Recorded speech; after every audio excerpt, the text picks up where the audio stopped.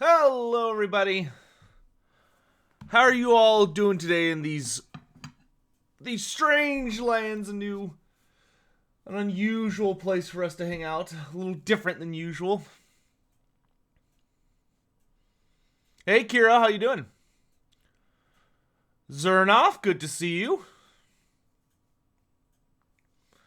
Getting the game loaded up here, and then we'll turn off the screen blocker.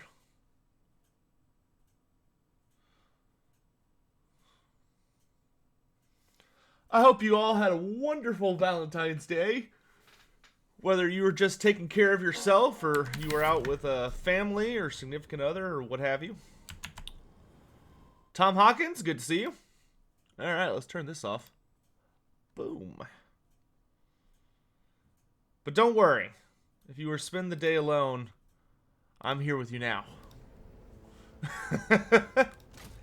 Alright, so I've been thinking about what campaign best suits. I fight for the greater Oh, that's nice. Creative Assembly is calling it single appreciation day. That is that's a little nicer than how they put it where I'm from. I think it's Single Awareness Day in the US. Slightly more cynical. And you know what I was thinking? I was thinking, who better to celebrate on Single Appreciation Day than the Lizardmen? The guys who just don't even have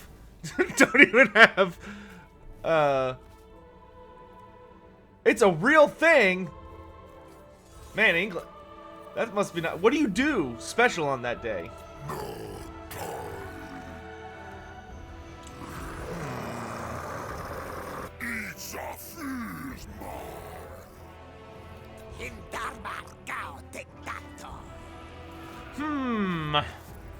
What do y'all think? Hey, Eldron. Aztec, good to see you.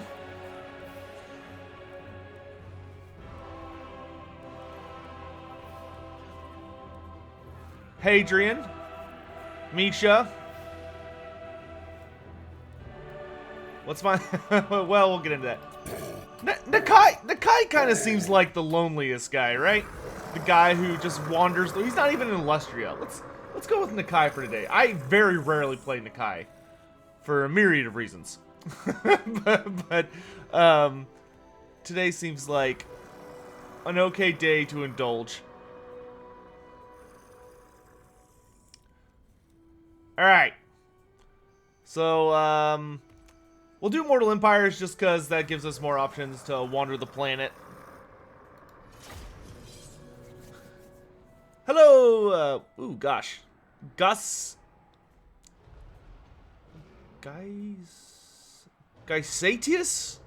Is that how you'd say it? Gysatius? I'm gonna go with Gysatius. That's where I'm putting my money. Tyrant, hey, how's it going, man? Since it's kind of just me and y'all for a few hours, rather than just playing the game and only doing that, Gaius Ateus. Oh, okay. That must be a reference to something that goes over my head. Some ancient history thing. I think what we'll do is we can go ahead and make this an impromptu. Glory to you, mighty protector. Your instincts have brought you to the mysterious Potato PC loading times. Excuse you. for loading into a new Mortal Empires campaign, that is not potato speed. Secrets. Here you reside. Do some big reveal? Nah. Norsca, We're just gonna do a chaos worshipping ways. little more heavy on the lore Q&A stuff. If there's anything y'all'd like to know about Warhammer Fantasy or Warhammer Tabletop back when it was playable, or Age of Sigmar, those are all things that some might say that I'm quite knowledgeable on. Mighty horde. And I'd be happy to answer any questions anybody has. They have long sought to vanquish the Chaos Worshippers, a purpose which aligns with the great plan. Perhaps If not a big reveal, then maybe some small leak. I'll I don't think this is that kind of Forth and single wreak appreciation stream. destruction. It is your calling. Purge the world of It's rated chaos T here. and restore the glory of the old ones. But for what you actually mean, I don't know anything.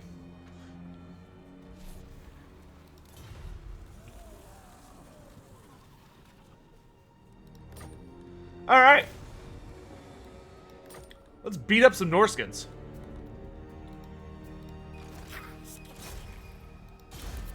How about the Ancient Croc score rant? Maybe in a little bit.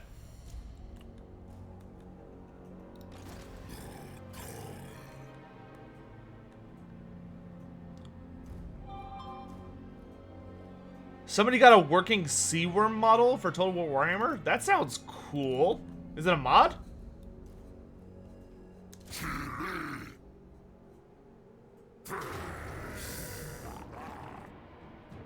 I will fight this because normally when you sometimes if you auto resolve with Nakai, you can like lose a unit of Saurus, which is always a bummer.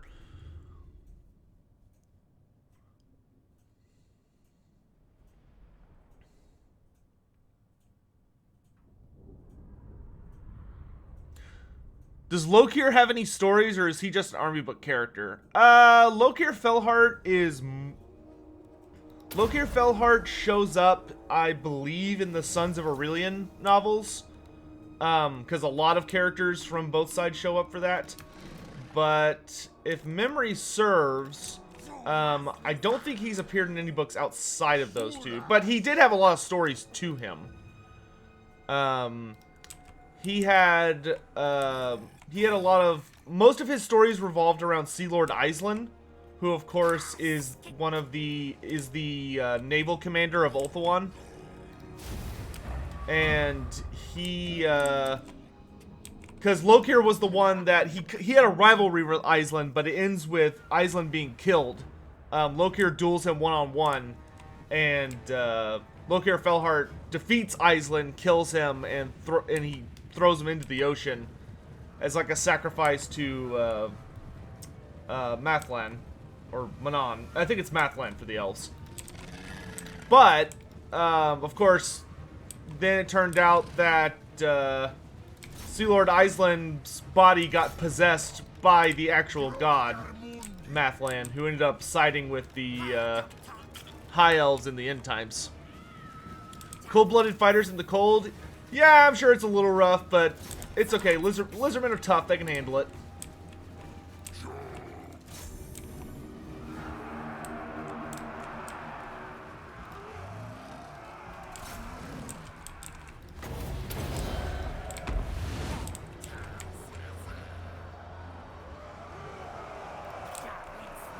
Nice pepper in there. Let's go for these axe throwers.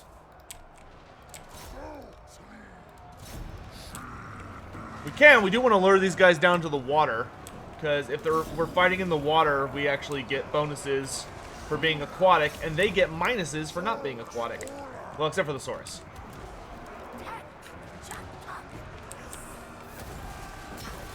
These guys have turned around, so let's start peppering them in the back.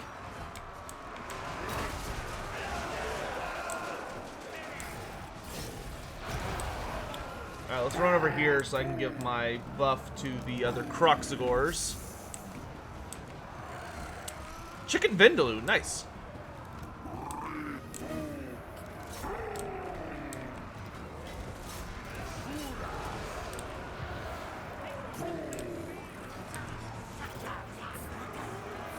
Okay, we got him in the water, so let's go ahead and engage. Like that. Buff the Skinks.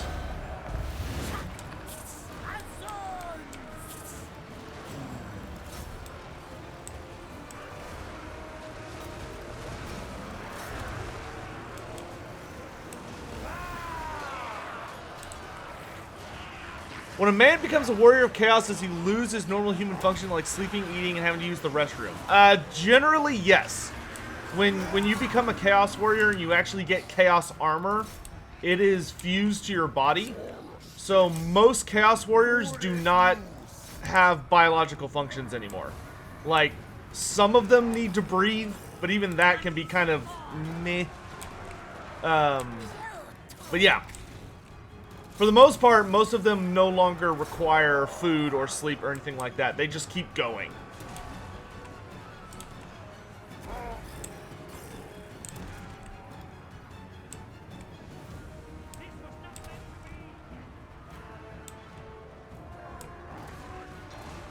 What about Slanesh warriors? It depends on how their armor works. So Chaos armor is a little whack because it's Chaos armor while being armor.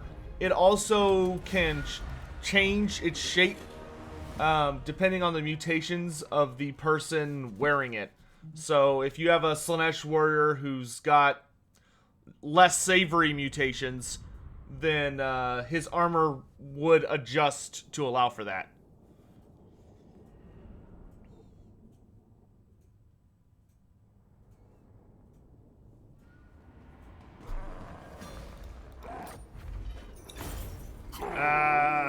Let's see. I think I want to go more Kroxigor spam, so I'll go Ipsil.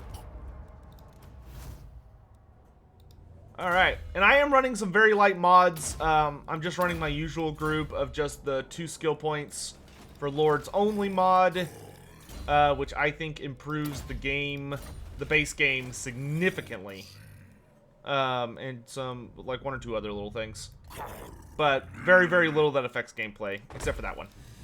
And we are on the new beta, which so far I'm enjoying. I do know it has a couple little issues right now. That are probably going to get fixed sooner rather than later. See, I want to get up to this one so I can get bonus to my relations with humans.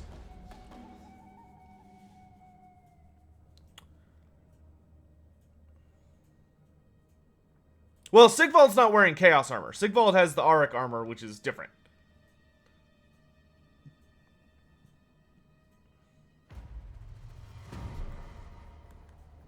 If we can Igil Steersborn, he needs a mammoth with aquatic. Personally, I hope one day that we get, my vote is always going to be for, if we ever saw a new Norscan Legendary Lord, which I don't think we will, but if we ever did, I would lean much more heavily towards a Fimir Matriarch. Which Fimir, you know what Fimir are from the Norscan roster, but the Matriarchs are, like, big. The Matriarchs are larger than all of the other Fimir, and they're also really powerful wizards, which would give Norsca a casting lord finally, and would also give them a monstrous lord that would probably be bigger than Throg, so that would be nice. Or they could always do Surtha Ek. I would be totally fine with Surtha Ek. Like, he's earned legendary lord status by being such a meme. Yeah, absolutely. Fimir Noble is a new hero.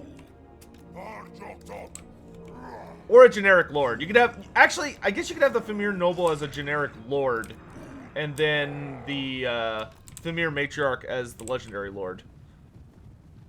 Or you could have Surtha Ek as the legendary lord, and then have the Fimir Matriarchs be the new generic lords. That way there's a casting lord.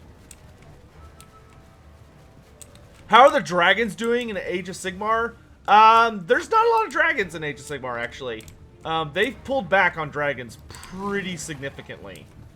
Last I checked, I think the only races that still have dragons right now are...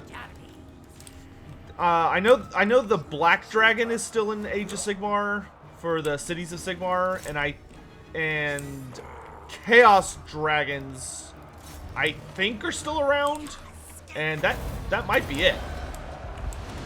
There's not a lot. The dragons, Age of Sigmar hasn't really shown us what they want their new dragons to look like yet. We're still kind of waiting for that to be revealed. So we'll kind of have to wait and see on that one. Oh yeah, Stormcast have dragons. That's true. Yeah, the Stormcast have dragons, but I will say the Stormcast dragons are very good-looking models.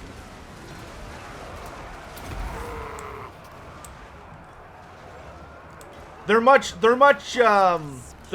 bulkier than the Warhammer Fantasy Dragon, because most of the Warhammer Fantasy Dragons are very serpentine in their appearance, Whereas the Age of Sigmar dragons are insanely... the Stormcast dragons are, like, ripped. Like, they're buff. Are Gores and Bestigors different subspecies or different ranks? They are different ranks. Gores, Ungores, Bestigors, Wargors, and Beast Lords are all the same species of Beastman. They just have different, like their horns and the level of their mutation is different. Because, you know, the more mutated you are, the bigger crown of horns you have, etc. That is what will set you apart from your fellows. With Ungors being the absolute bottom of the food chain, and then, you know, obviously it works its way up. But they are generally the same.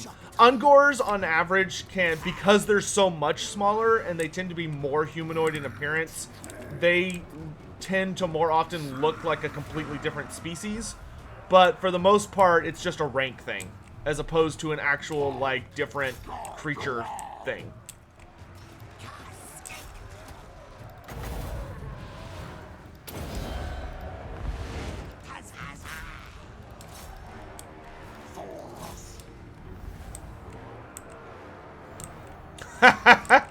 Chosen one, yeah. Yeah.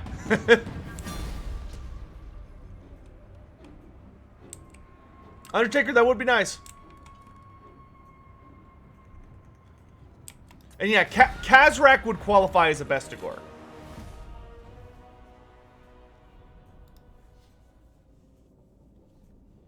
So did I miss anyone earlier? No, okay.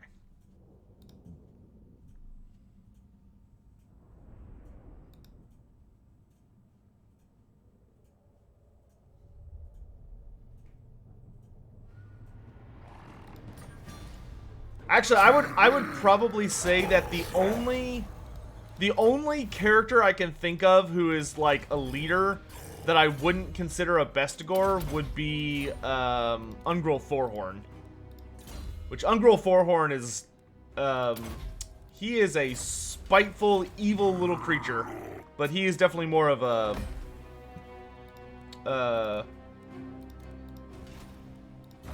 an Ungor character.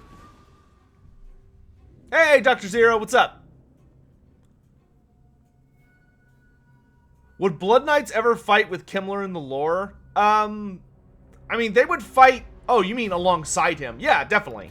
Kimmler has things that they would want.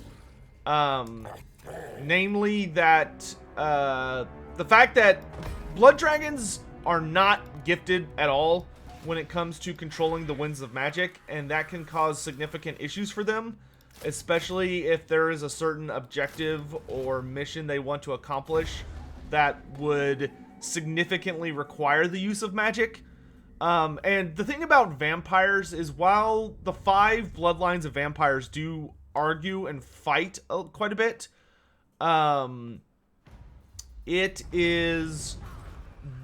they would rather work together to defeat a common foe than not in a lot of cases.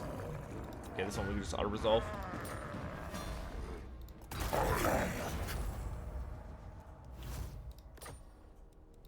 But yeah, Blood Knights would work with Kimmler.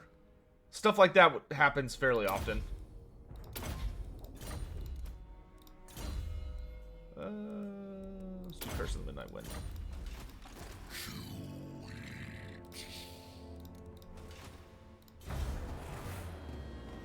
Alright.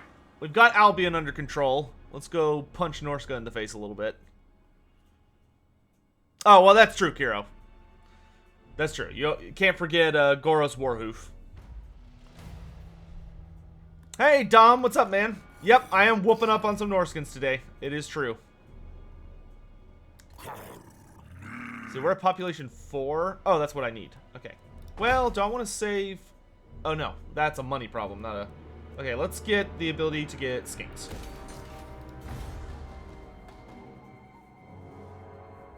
Yes, that too, Kiro. Uh-huh.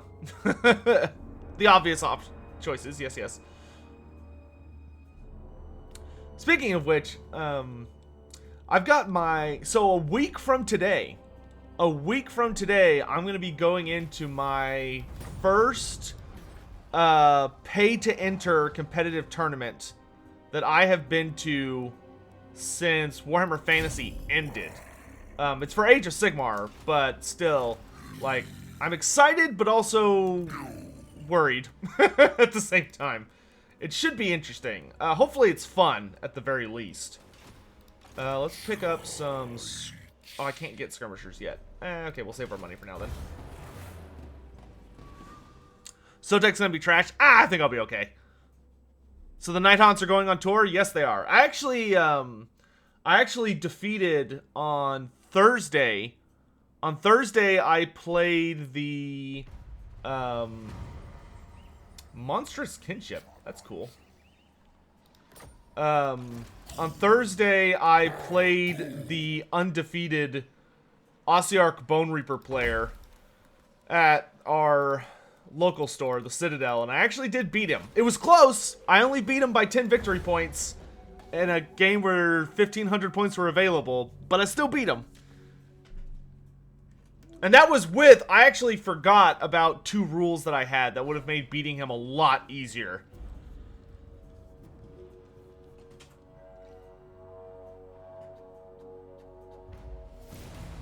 So, you know, that whole thing happened. Yep, the Morn is definitely going to be fighting. Sotek and Noria. Oh, am I streaming up on YouTube as well? Oh, I am. My goodness. Hold on a second. Let me pop out chat. Do that. Do that. Where did I just put it? Do that. And then I can stretch that. Okay, now I can see both chats. Sorry. All right. There we go. It had a messed up title. It does have a messed up title. Well, because, so, the Total War guys are like, hey, do you want us to stream this on your YouTube? And I was like, oh yeah, sure. And I sent them my stuff, and then I just, I forgot about it, because I was, like, getting things set up. It's just gonna have a wrong title. That's fine. It's just gonna have a wrong title. I'll fix it later. I'll fix it in post. Okay. Well, now I can see both of y'all. So, easy peasy. Hello, Totally Not a Dolphin. How you doing today? Okay, let's march.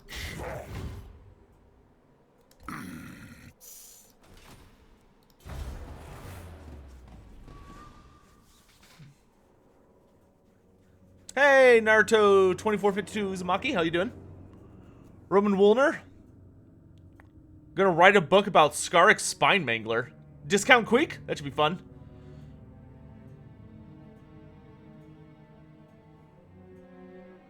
How does this campaign work since it doesn't count the normal Vortex quest? So, for the victory conditions for this one, you basically have to just kill all the bad guys. So you have to kill the main Norskins, the Northern Skaven, and Clan Scryer. So 2 Skaven factions, the Vampire Counts, the Greenskins, the Dark Elves, and Clan Moors. So you have to kill a ton of Skaven, the Norskins, the Vampire Counts, the Greenskins. Well, that's for long victory. For short victory, you just have to kill the Greenskins, the Vampire Counts, Skaven, and Norsca. You have to own a pretty large empire, and then, you need an Exalted Star Chamber in your Horde. And then you just have to have a bunch of Old One Favor. Which is relatively easy. As long as, like, the Greenskins don't get too beefy. And then, the long campaign victory adds in, like, the Hunts Marshals Expedition. You have to have even more Old One Favor and all that stuff. Do Dogs of War have a chance to go? I don't know if the Dogs of War have a chance in the Total War franchise.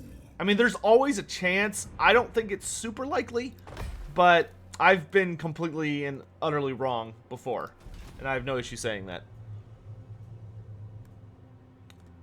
Oh, and so what mechanic does this have on top? Okay, so so for the what is this DLC called? The Hunter and the Beast. So for the Vortex campaign, they actually have probably one of the more interesting Vortex campaigns. In that it's a I will say that the Lizardmen side of this DLC is unfortunately a notable bit weaker than the Empire side. You know, if you play competitive, or you play so like you play competitive multiplayer, or you play the Empire, I think that the Hunter and the Beast is a must-have. Empire single player, I mean, because those things are amazing. Guardian of Metal, link the Merwin model on Discord. Okay, thanks, man, and appreciate the tip, brother. Thanks. But for the Empire, or for the Lizardman side, the biggest additions in this DLC is you can play Nakai, which Nakai is... Nakai's campaign is pretty nice from the perspective that you can just go wherever you want, and you can actually interact with a lot of different places and empires. That's kind of the strength of Horde gameplay in general, is that you can... you know, go wherever you need to go and get interesting things done. And if you're like, man, I don't want to deal with Norsca, I want to go invade anywhere else, you can, and it's not a big deal. But on the other hand, Hordes also kind of have their own struggles in the game. And while the Empire side of the DLC got a lot of really, I think, integral models that really help the Empire roster, with like the war wagons and the archers giving you cheap tier shooty stuff, and a lot of really cool regiments of renown. The Lizardman side came out a little just because the new units for this DLC that you get are the Razordons, which the Razordons they're not bad. They are a pretty high armor piercing unit, but I do think they probably need an update that gives them a special rule like they had in tabletop, where if somebody gets too close to them, they start firing faster. You also get the Dread Saurians, which the Dread Saurians are probably the coolest model. The Dread Saurians are probably the coolest model in the entire game, just because they are massive and they hit like a truck. But dear lord, are they vulnerable to missile fire, so you do have to be really careful with them. And then the last thing they added in this DLC are the Kroxigor Ancients, which are probably one of my favorite units, which are these really awesome Kroxigors that have magic damage. So it is good, but I think probably the weakest aspect of it is Nakai himself and the Ancient Kroxigors, which I don't want to get into like my legendary full rant on the Ancient Kroxigors. I will simply say that the Ancient Kroxigor the Ancient Kroxigor does not work very well as a lord. He would, I think, if Creative Assembly changed him to be a hero instead. Actually, let's break siege. Let's fight a little nastier here. If the Ancient Kroxigor was a hero, which if you haven't seen the Ancient Kroxigor, he's right here. If this guy was a hero instead of a lord, he'd be perfect. He would be like the best thing ever. That's something I actually need to like make a video about. But outside of that, Nakai himself is pretty good. The only downside is he does not have his legendary weapon from his original White Dwarf appearance. He has two items that are very good, but well, this one's okay. But the Golden Tributes is very, very good. The Ogham Shard is decent, but he doesn't have the Blade of Quetzal, which that's another thing that he's missing that I really, really hope they add at some point in the future. But I mean, if you really like the Lizardmen, then Nakai is 100% worth picking up. If you're like, man, I want to play Lizardmen competitively, then I don't really think this DLC is necessary. just because most of the units are not that great. The Empire side, though, must have for single player or multiplayer. Let's lure him away. See if I can get him to fight me without his settlement backing him up. Nope. Okay, that's okay. Sotek, be careful. Ah, they don't mind. I'm sure CA knows, and everyone should know, that I am a colossal fan of this series. And if you don't have Total War Warhammer, you should have it. Because it's, like, it is, in my opinion, the best game of the decade. From 2010 to 2020. Like, hands down, no question. Even though I'm a little biased. Dom, how are the Skinks able to defy the Slaanesh during the cult of Sotek's founding? Do we fight this?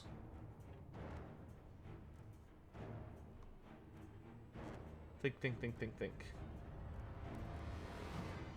No, not yet. Wow, I ran all of 5 feet. Alright, I guess we're fighting it. This campaign may be over quickly.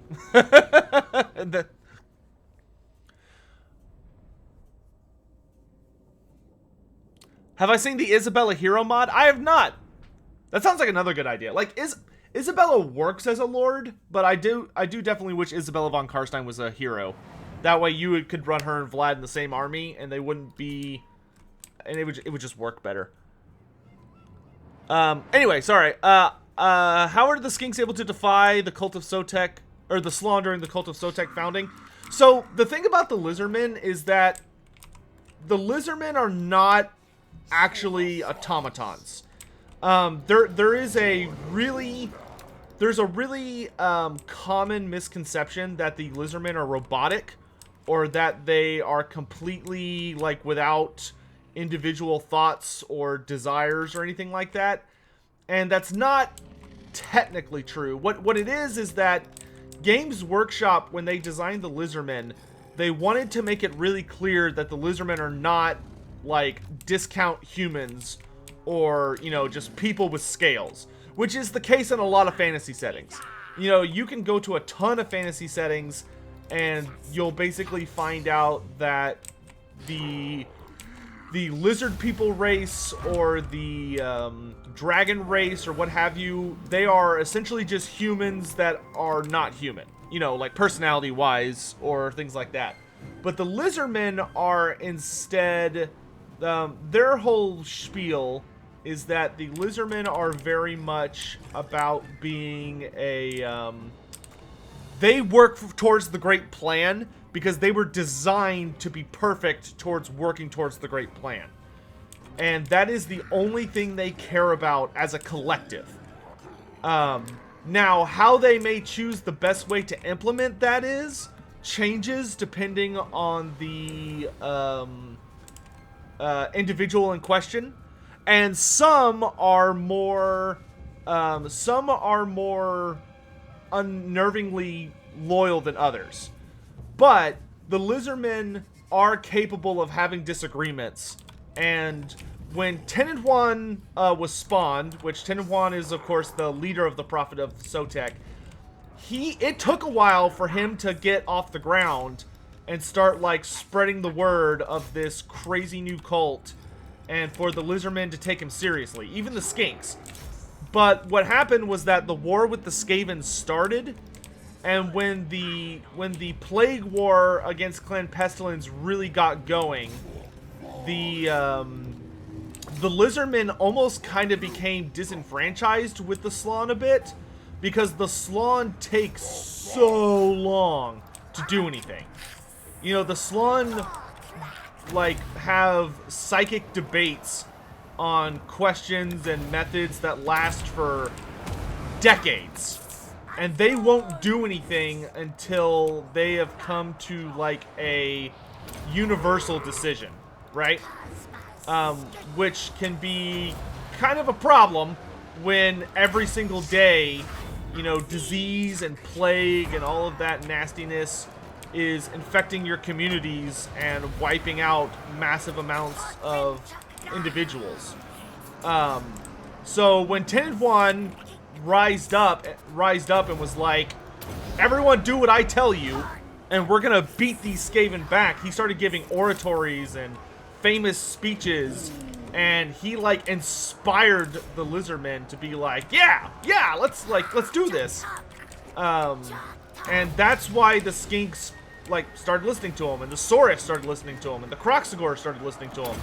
And it wasn't that they were disobeying the Slann, it was just that they were taking action.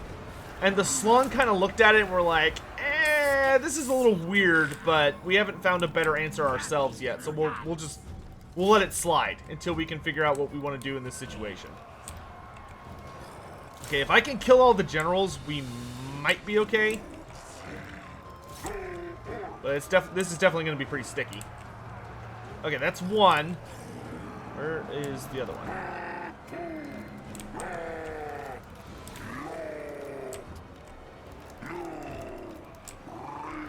Let's bring him more over here so he doesn't get too surrounded.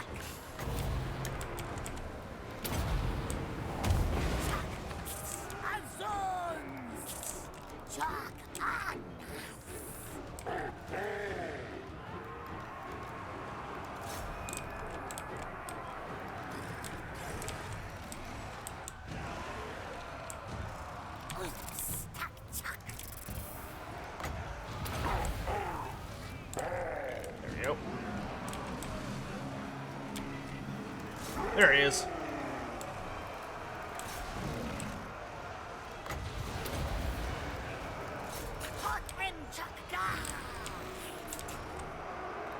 Ooh, I might have made a little bit of a mistake in my greed. I haven't gotten past this point in Nakai's campaign. Well, I got a little too greedy. I should have attacked his settlement while it was just a smaller army. But it's okay. If we end up getting squished here, it'll be a minor setback.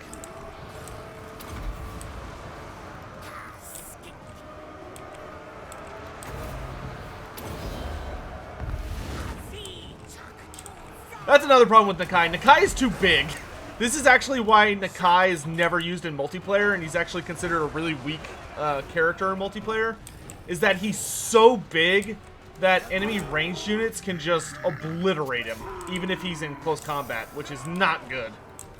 And he has no missile resistance. Like, he's got armor, and he's got the usual, like, 15 missile resistance for being a character, but that doesn't mean a lot when you're up against guns.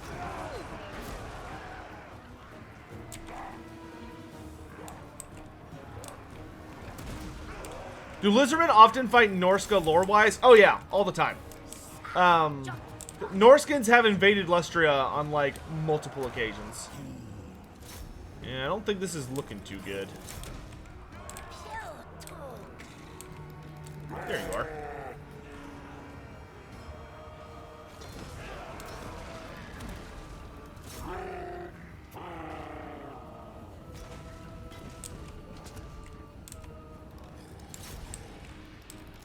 Oof.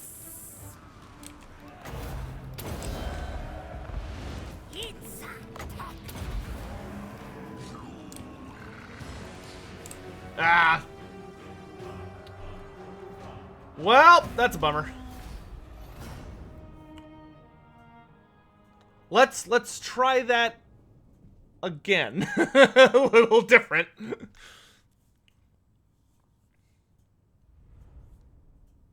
We got a little over aggressive there.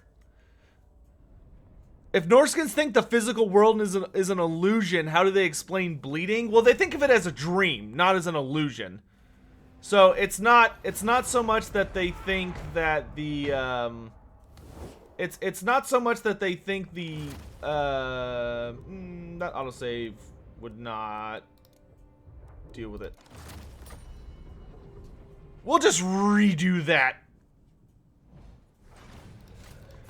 I got a little too greedy for my britches.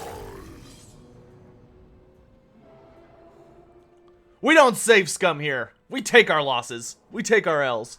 Anyway, it's not that the Norskins think the physical world is like an illusion with the real world just underneath. They think the physical world is an actual dream.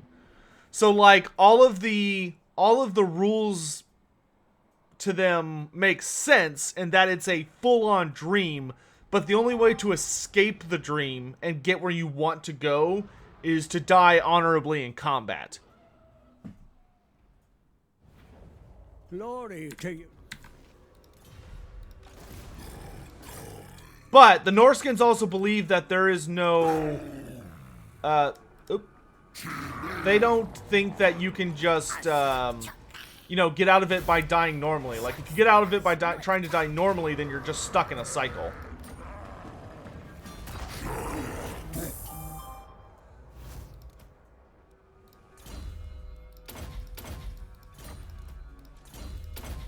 I think I care more about finding magic items.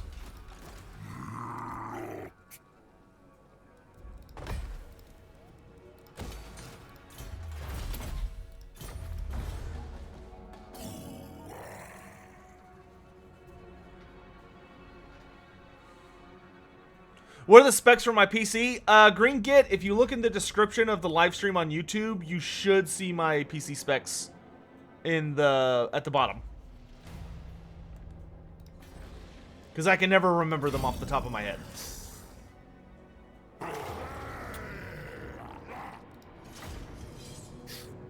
Is there anything the Norskins respect more or just as equally as fighting? I've heard that whaling is one. Well, whaling for them is fighting just on the ocean. Because you have to remember, Warhammer whales are very different than our whales. Especially in the Sea of Chaos, or the Sea of Claws. Both of those oceans are very, very tainted by the influence of chaos, so the whales that live in them are terrifying. They're more akin to the giant whale from Pinocchio, except for worse.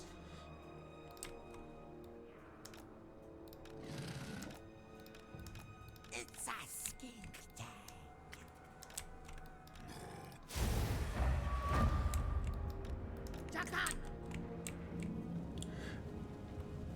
In terms of hunting prowess, how respected would Wolfheart be by the Norskins? Wolfheart... I mean, Wolfheart would have a complicated relationship with the Norskins, because the Norskins do not ascribe well to the concept of ranged warfare. Like, they understand when it's a necessity for, like, shooting something down that's flying, or wounding something that's running away from you until you can get close enough to kill it by hand. But the Norskins do not look favorably on killing something with a bow. Like, from, like, a good long distance. To them, that's, like, not impressive. That's not great. So, I imagine his abilities as a tracker and as someone who can disable a monster would be widely respected, but probably not actually slaying the monsters with his bow.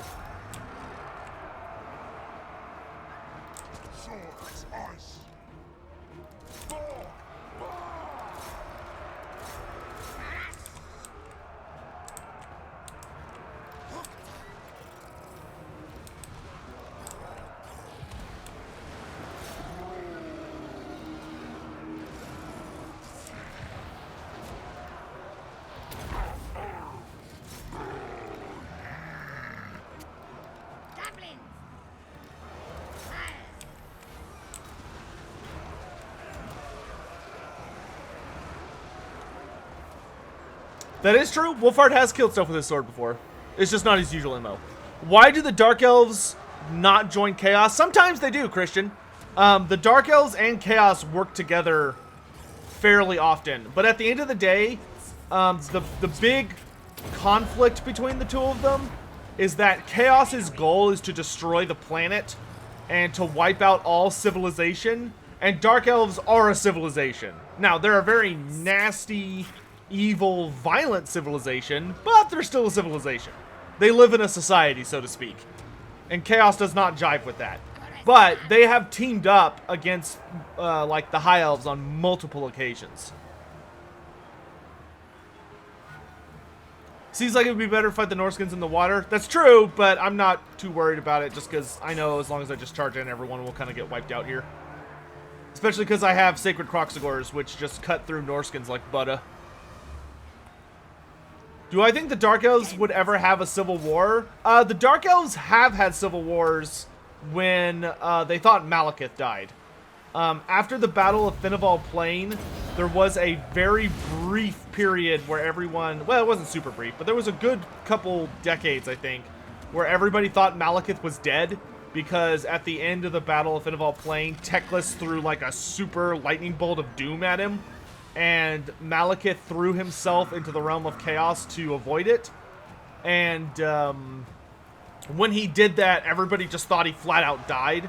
So there was a lot of infighting among the Dark Elves to try and take his place. And Morathi kind of took over, but there was a lot of nastiness about it until Malekith came back. And the thing about Malekith is Malekith excels at playing his people against themselves. So they never really have the chance to have a civil war because he doesn't give them the opportunity. Do I think we'll ever see the fish people? Probably not. Just because the fish people were basically made into a race for Age of Sigmar with the Ideneth Deepkin. So I don't think Games Workshop would be very chill with Creative Assembly creating their own version in fantasy.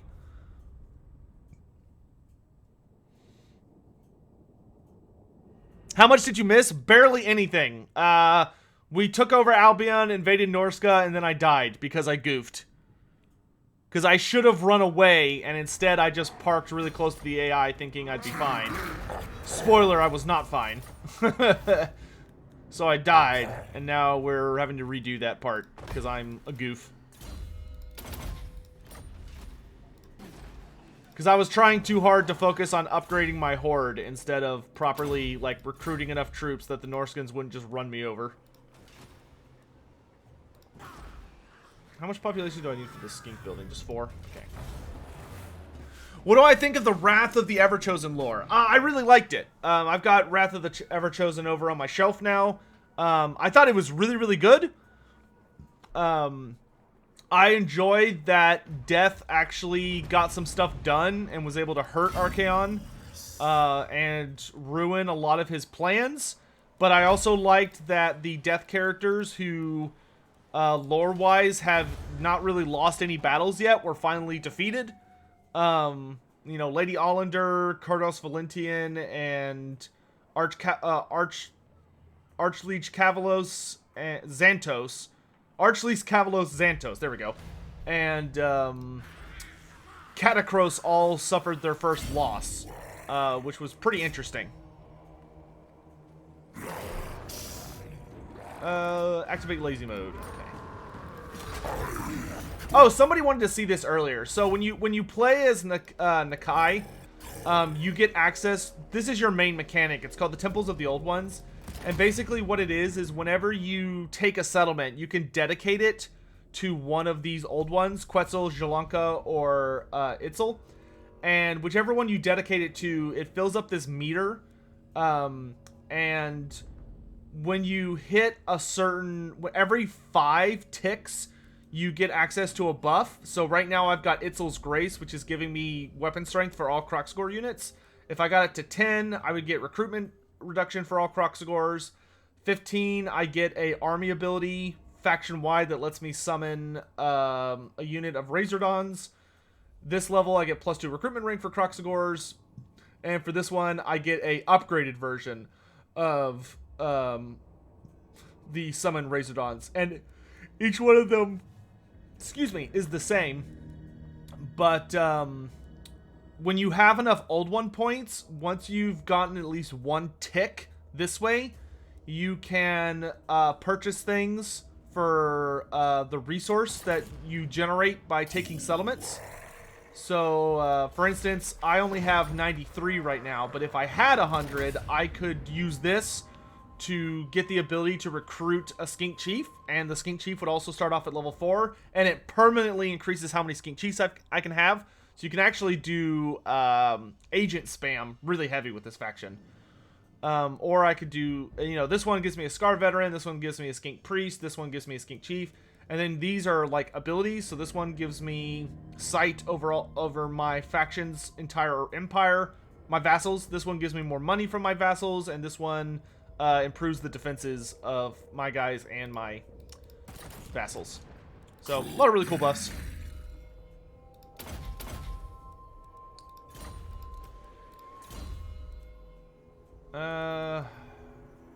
Let's go curse, actually.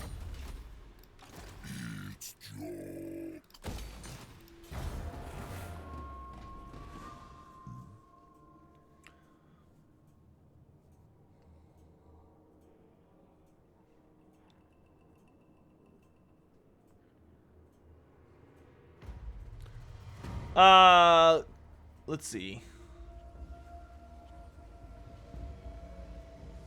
Hey, JC Sachs, thanks, man. Why don't Dark Elves actually worship Chaos? Because the Dark Elves view themselves as way above it. You have to remember, Dark Elves are still elves. They're, like, super arrogant.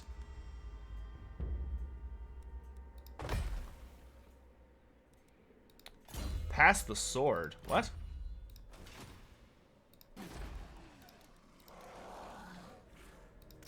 Yay, more croc scores. Oh, the Sword of Cain. Okay.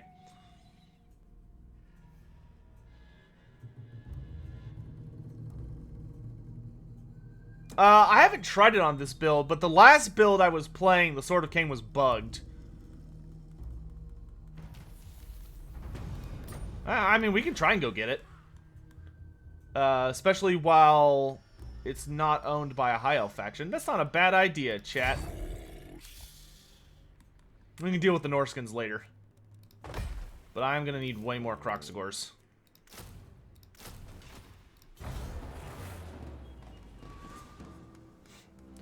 Where did the Greenskins first come from? The Greenskins were originally fungal spores that basically hitched a ride on the old ones' spaceships. And where they came from before that, nobody knows. Because the old ones never commented on it, and the old ones were the only ones who would have had any idea what Greenskins, like, truly are. Or at least were.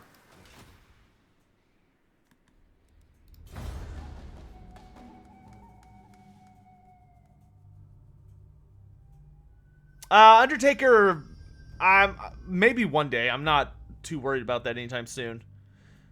Is the Great Plan concept similar to maintaining an ideal timeline? Yeah, you can think of it that way.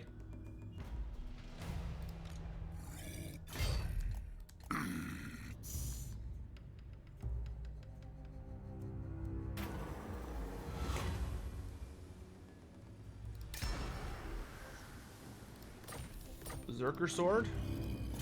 It's better than nothing.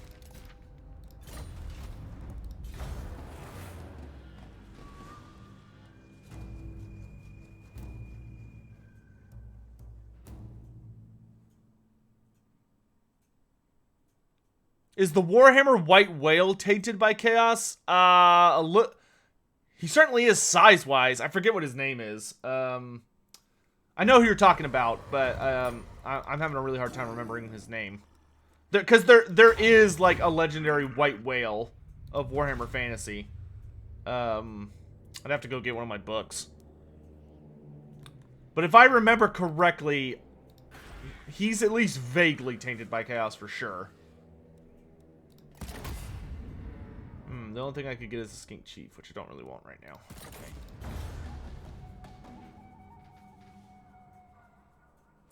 Speculating we someday got a new Orc Legendary Lord. Who would I want to see and where would they start?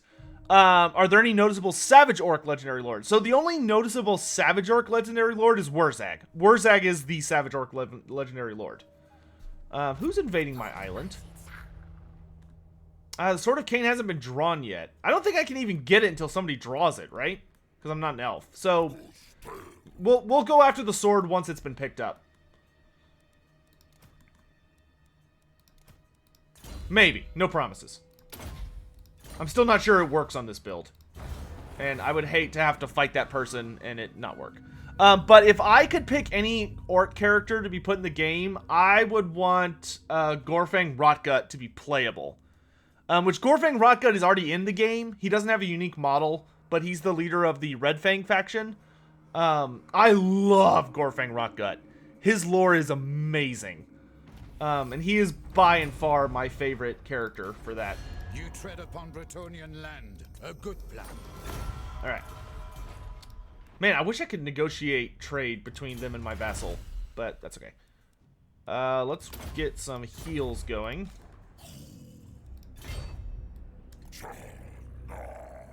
I'm nervous about being in march stance and approaching an island where I don't. There we go. Who's here? Could Duffskull or Zargak become a legendary hero? Yeah, I could see Duffskull or Zargak being a legendary hero, or like an agent or something. Oh yeah, the white whale was Behemoth. Thank you. Good job, detectives. Yes, I will use the magic, because my spells are not particularly strong right now. Come here, you son of a gun. Skinks.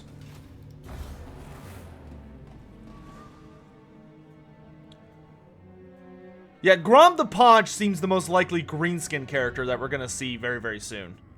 What happened to Grombrindal in the end times? Grombrindal showed up at the very end of the end times. During the final siege of Middenheim, when it was everybody versus Archaon. Malekith got attacked by a, I think it was a Vermin Lord, which are the greater demons of the Skaven. And the attack that was thrown at him was probably going to kill him. And Grombrindal saves him at the last second. And then Grombrindal basically makes a... Grombrindal kind of makes like a slightly insulting comment that lets Malekith know that Grombrindal, A, knows who he is, and B, kind of lets Malekith know that he is Snorri Whitebeard, and that he, like... And Malekith had heard rumors of Grombrindal, but he didn't realize Grombrindal was real.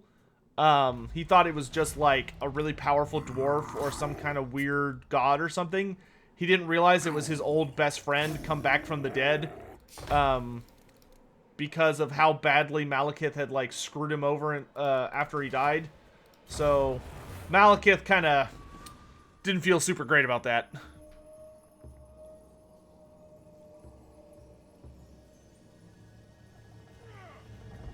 For Total War Warhammer 3, do you think the Man-Eater himself will behave like Gotrek and Felix do? No, but I think Golgfag Man-Eater will be a purely Ogre Kingdoms character.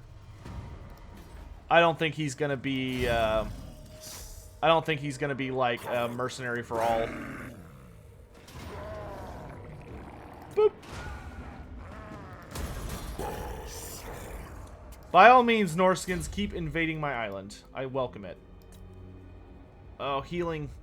Okay, let's get Lightning Strike and Gifts of the Jungle. Because I do like my heals. Let's put another point in Curse of the Midnight Wind. Try and get that spell cheaper.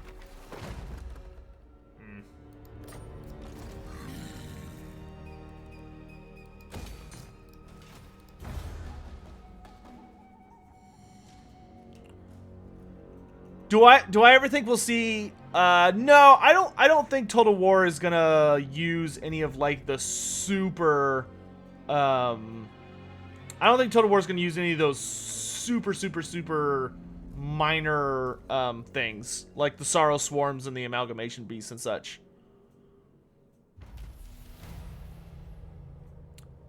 How would a single Storm Vermin with his usual equipment match up to just a common Dwarf Warrior? A normal Storm Vermin would probably defeat and kill a normal Dwarf Warrior. Just because the Storm Vermin are large, like, Storm Vermin are notably large and well-equipped for Skaven, which can actually make them dangerous. Granted, I think a Longbeard would beat a Storm Vermin, but I think a Dwarf Warrior would lose to a Storm Vermin. Travis, why not? Because at the end of the day, there's only so much time and only so much money that could go into development. And there is still a lot of really, like, major things missing. at the end of the day, and I just don't think in the game's life cycle we're gonna see CA having the disposable development time and or income to create a lot of those super like small and kind of off to the side units and things. You know nothing. All right, Invasion of Norsca 2 Electric Boogaloo. Let's go.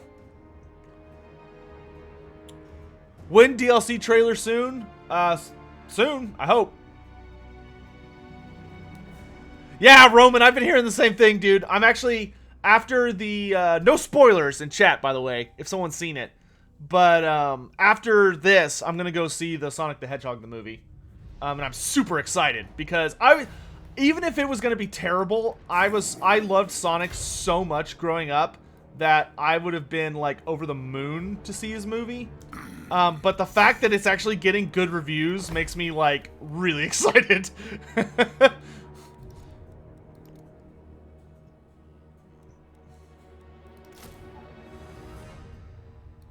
Okay, there. We're actually getting some frickin' poison shooting units. We are now much better prepared to invade Norsca than we were earlier. Do orcs work with chaos? Sometimes they do, sometimes they don't.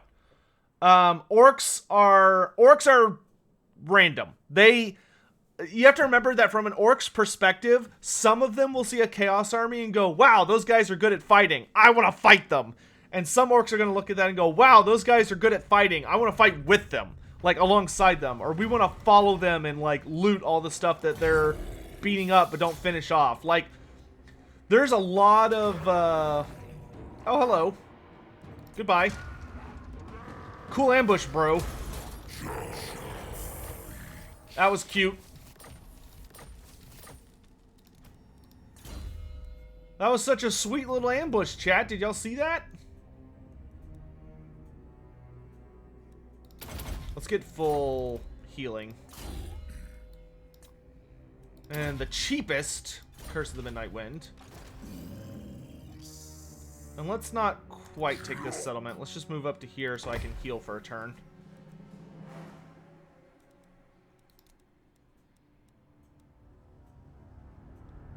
Yeah, let's do that. That'll give us more upkeep and casualty replenishment, which is all that matters when you're playing a Horde. Yes. Vermintide is 100% canon. Yes. Yeah, Games Workshop has said that Vermintide is canonical.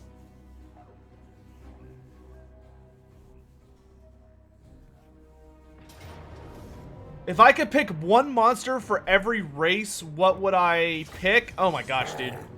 One monster for every race. Dwarves would get rune golems. High elves would get a merworm. Lizardmen would get the Kodals. Beastmen would get the Jabberslight or the Gorgon. Or, actually, because I'm pretty sure those are coming to the Beastmen at some point, I believe, therefore it is, I would actually have the Beastmen's new monster be the Praeton. For the Empire doesn't really do monsters. I wouldn't give a new monster to the Empire. I would just want more knightly orders for the Empire. I wouldn't give them a monster. For the Dark Elves, I would do... Well, the Dark Elves kind of have everything I would want them to have, really. The Dark Elves are kind of done. I can't think of anything I'd really want the Dark Elves to have. I mean, I'm sure something could be thrown at them, but nothing off the top of my head. For the Skaven, I would want Brood Horrors.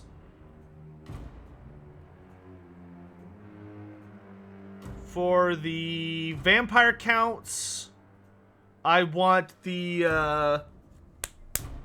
Abyssal Terrors. Are Warhammer Golems similar to the Jewish one? Probably. I mean, they're based on it, because all golems are, to my knowledge. I don't know that much about the Jewish golem. I vaguely know the myth, but I don't know any specifics. I'm not going to speculate on the races that aren't in the game yet. But then for... Actually, you know what monster I could see for the Empire would be the Incarnate Elementals. The Incarnate Elementals are pretty extreme. For Orcs, or for Greenskins, I want a Rogue Idol of Gork and the Colossal Squig. I have to have both, not just one. Need both. And then for... Who am I still missing, chat? Tomb Kings. The Tomb Kings, I want the Chimeric Titan, which is a bitchin' model. If you haven't seen that model, you should look it up. Actually, we'll have the source come in behind the cross doors. And then... Who am I still missing? Oh, Bretonia. Bretonia I also put in the doesn't really make sense with new monsters category. I would want the Empire to have new knightly orders. Bretonia, I can't really see Bretonia having anything. For Wood Elves, Daddy needs some Great Stags. And, oh, for Norsca, I would want the Cursed Etten. The Cursed Ettins are awesome.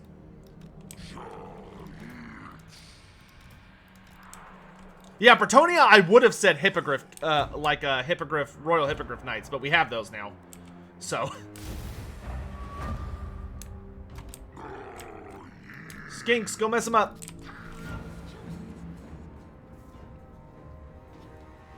Bretonia questing Beast Knights? That doesn't really fit Bretonia's MO.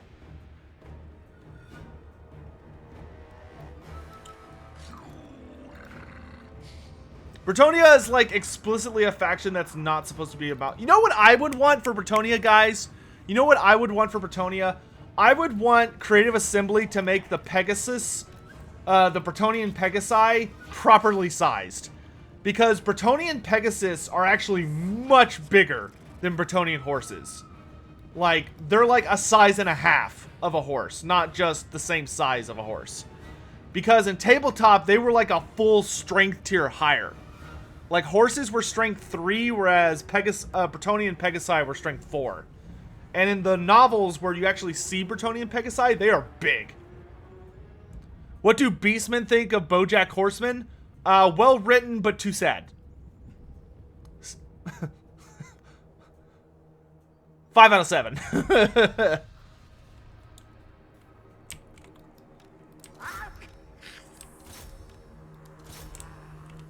We need Mangler Squigs? Yes. Mangler Squig. Well, that's not a monster, but yes.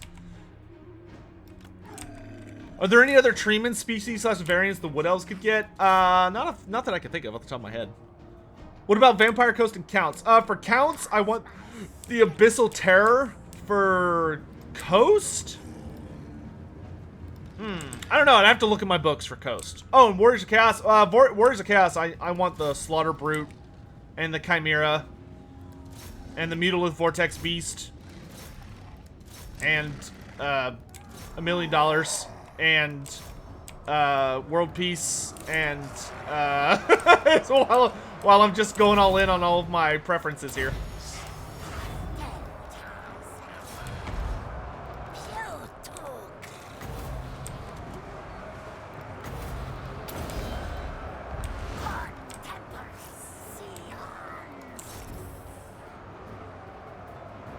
Undead Murworms? Yeah, that's true. You could just do Undead Murworms.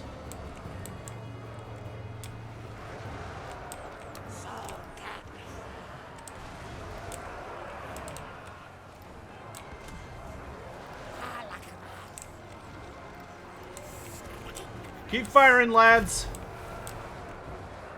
Okay, the general's broken. That's awesome. And we're holding on this flank really well, so we need Nakai to go support this flank. Let's head out this way. Empty those quivers, Skinks!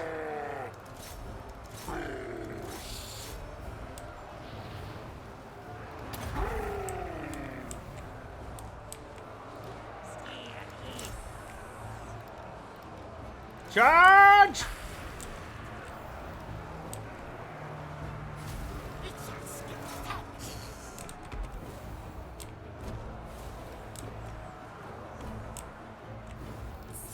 I really like A Curse of the Midnight Wind right about now. World peace? No. I would never wish for world peace in Warhammer. That would be super boring. I meant our world, because that's how fair I feel it is to ask CA to make like all the things. When do I think we'll get a Total War Warhammer 3 announcement? I don't have any concrete times. I am hoping to hear something about it. It depends on how much is left for Warhammer 2. If we are on the last DLC, whatever the next one is, then maybe we'll hear about it in summer of 2020. But personally, I think they're gonna... My vote for my speculation is maybe we'll hear about Warhammer 3. We'll see the release trailer for it in fall of 2020. And then release in like spring or summer of 2021 is what I think. Have I played 40k Eternal Crusade? I have not.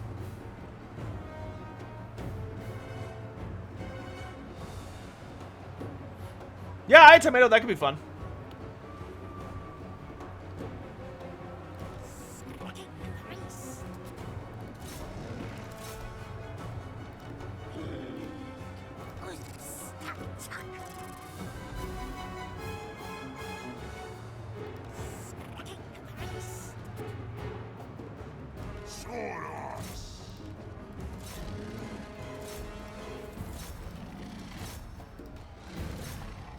I wouldn't say the Iron Jaws are ogre sized. I would say the Iron Jaws are like big black orcs.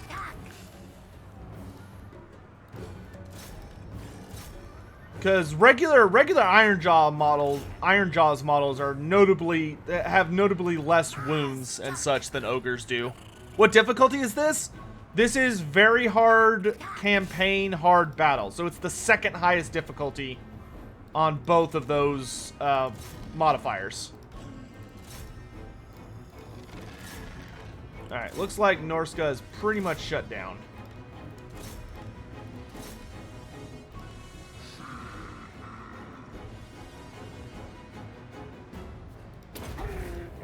One day they'll make you good, Nakai. I believe.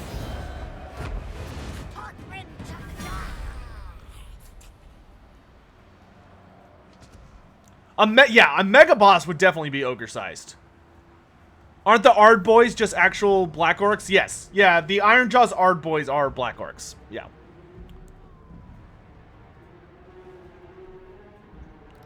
Tell you about Festus.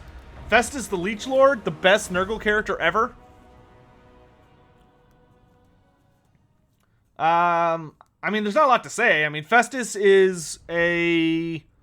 Festus the Leech Lord is a Nurgle chaos sorcerer who is also like a hardcore apothecary and alchemist, but his story... He is the most depressing story in all of Warhammer Fantasy, in my opinion. Like, it's really well written, but it's very, very sad.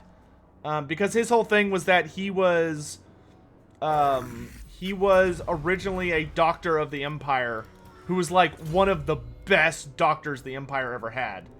Like, all he cared about was helping people and trying to heal people. But eventually, a plague of Nurgles came down into the Empire, and of course, being a Nurgle plague, it could not be cured through conventional means.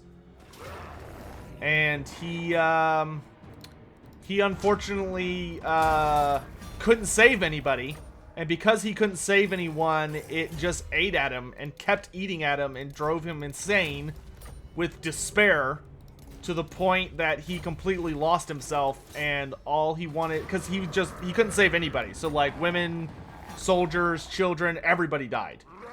And he just like couldn't handle it. So he struck a deal with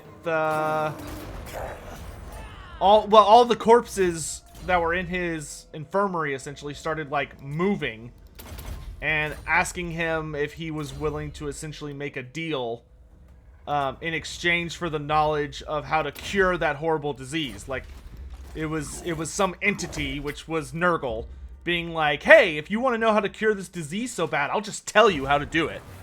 Because you're so deep in despair. And So Festus struck a deal with Nurgle to show him how to cure every disease. But then when Nurgle unleashed that knowledge, dropped that knowledge bomb on him, essentially it just broke Festus's mind.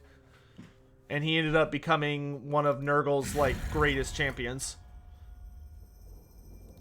No, you don't get peace.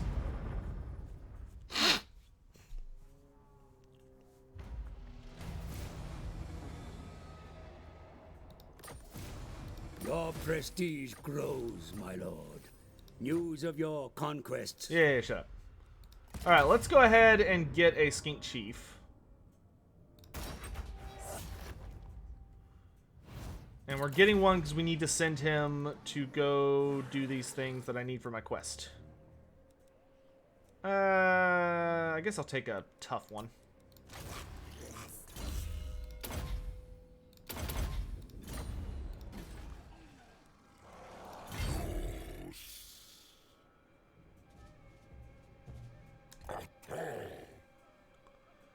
What about the Imperial Dragon for the Empire? Yeah, I guess if you had to give the Empire a monster, the Imperial Dragon could work. I've never been a huge fan of the Imperial Dragon because they never did anything with him. He was just kind of like there. Okay, let's go here so I can get Ancient Fortitude. Boom. That'll let me get Sacred Crux scores on a whim. Perfect.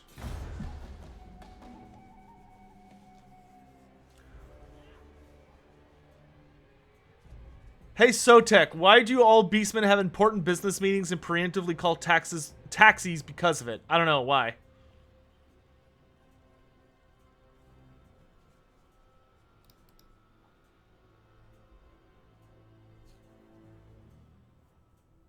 What's the importance of Arbal the Undefeated? Arbal the Undefeated is just like a ridiculously powerful and undefeated Chaos Lord. He kind of fell out of the lore going into later editions. Like, he's still canon, but he wasn't, like, a feature character.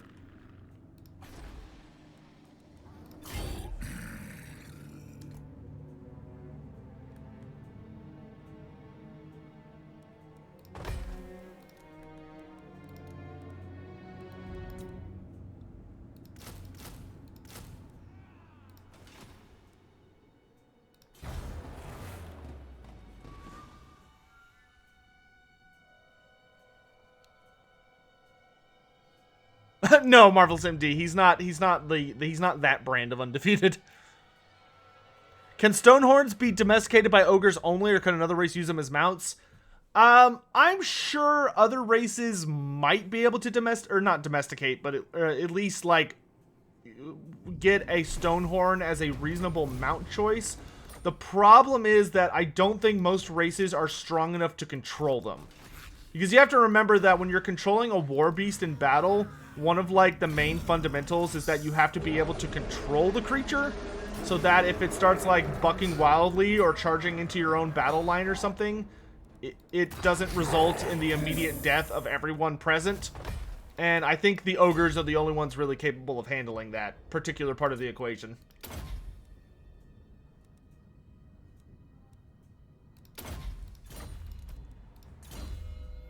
Oh, I hear a Carnosaur roar, which means I need to check. Guardian Metal, thanks for the $3 tip. You want the Empire to have auxiliary Kislevite Bear Cav or Steam Tank variants. Also, talk about Icold Hellbrass. Man, the only thing I remember about Hellbrass off the top of my head, wasn't Hellbrass the Tzeentch character that had life, like gardens and plants and stuff sprout out everywhere he walked? Is that Hellbrass? Yeah. He was kind of a weird character. He was a super weird character, actually. He ended up serving as one of Archaon's generals, or lieutenants, and yeah, I mean that was the thing about him, is he was basically a Tzeentchian warlord or chaos lord that was so inundated with change magic that just his very physical presence caused the very landscape around him to change, and it would like just rapidly grow life everywhere he moved. Oh, whoops! I almost attacked my own guys. which would have been kind of hilarious, but a little bit of a miscalculation. But, funny enough, Hellbrass ended up being killed by, granted, there was some luck involved, but Felix, not Gotrek and Felix, just Felix ended up killing him.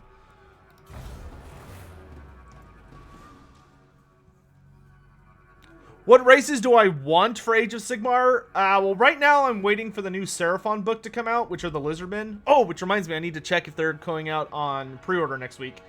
But other than that, I really want a cavalry faction. Like, I want a new Bretonnia. They've given us new Tomb Kings, and the new Tomb Kings are very, very good, and very well made, and very strong, but I want new Bretonnia.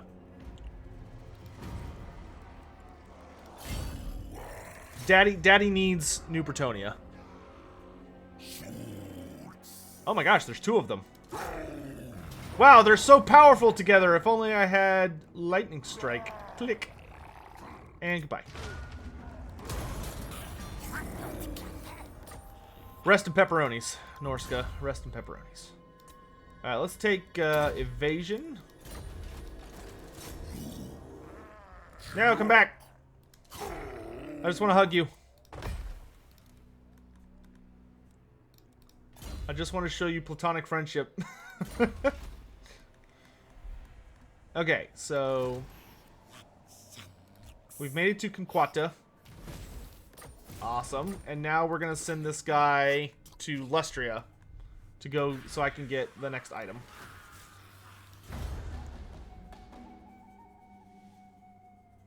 If I had to put Queek, Hellebron, Belegar, Karl Franz, and Tyrion in a cage match, who would come out standing? If you put all of them in a cage match, I think Belegar would probably come out standing just because he's the most defensible. And in a free-for-all cage match, the only thing that matters is how good you are at staying alive, in my opinion.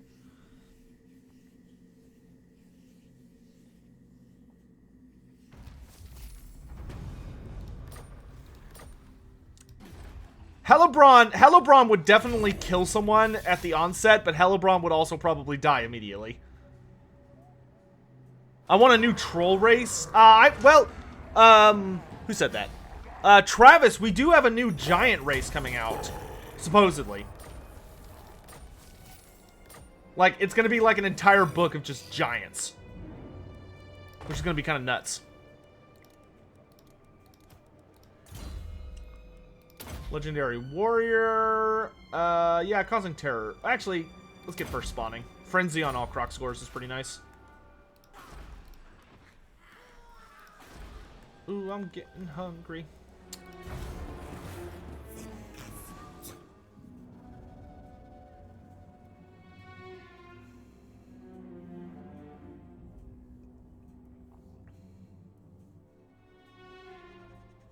Yeah, Lightning Strike is a must-have with Hordes. I think it's a must-have with any faction, but especially Hordes.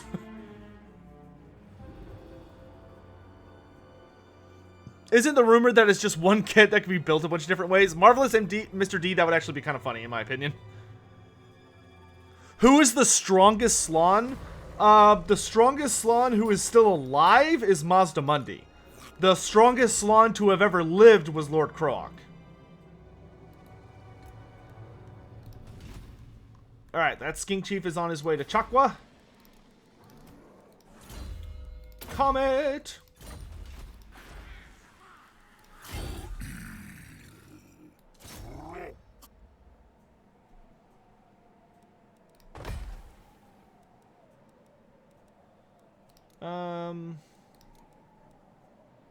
Yeah, I guess we could.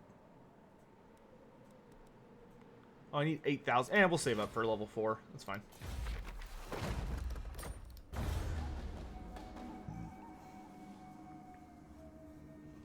Always fun to see people on the forums trying to say Lightning Strike is for wimps and such. I mean, I guess if you want to play the game on super hard mode, then yeah, you would not use Lightning Strike. But for some factions, it's kind of required. Didn't Gorfang technically beat Queek? Gorfang... So Queek went in for like a super hardcore stab at Gorfang, but then realized that Gorfang's armor is so thick that his weapon Dwarf Gouger couldn't pierce it. So they did fight very briefly, And for all intents and purposes, Gorfang won.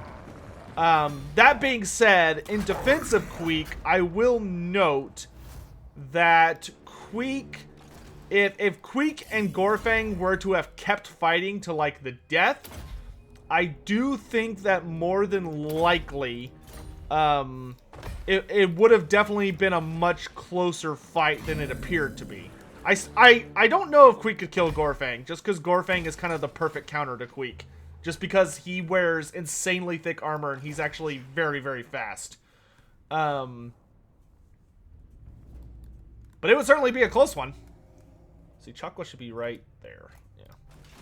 Yeah, he wasn't even using Red Fang. That's true. Personally, my money would probably be on Gorfang, because the only way Queek would be able to kill Gorfang is by hitting him in his face with Dwarf Gouger. That would literally be the only way he could kill him.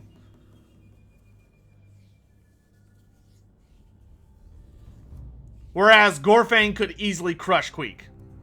Like, Queek is fast, and him dodging would be the only thing that would save him. But if Gorfang landed a hit on him, Queek would be like a pancake. Croc is so damn OP. Yeah, he is. Thank you all for being here, by the way. We got tons of people tuning in. I appreciate you all having come by and hanging out with me here on Single Appreciation Day, which is I'm still getting used to that. Oh, it's Wolfric the Wanderer. Normally I would auto-resolve this, but I want to beat him up myself.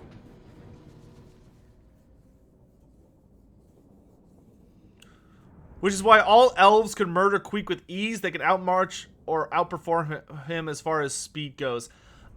Queek is honestly fast enough he could go toe-to-toe with elves.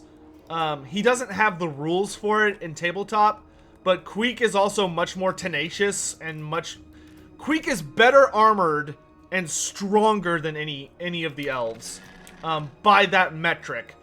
But Queek is so fast that he perceives battle differently. Now, there are certain elves who are fast enough that they would be able to defeat Queek. Like, Tyrion would kill Queek. But most elves would not be fast enough to just completely deal with Queek. And he would almost certainly kill them. I think most elven characters would very much struggle against Queek Headtaker. Queek would lose to Snitch? It depends. If Snitch's Weeping Blades could get through Queek's armor easily, then yes, Snitch would kill Queek. But Queek has the best armor out of any of the Skaven characters. Like, any of them. So, I don't know. It would come down to,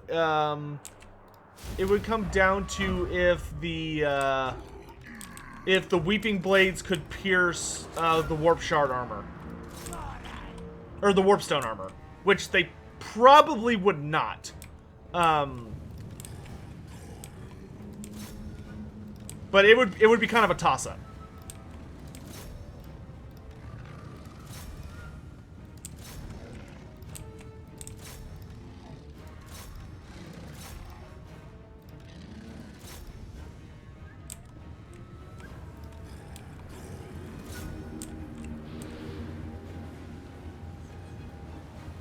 In this game, Ikit has better armor. Oh, Ikit does have very good armor. That is true.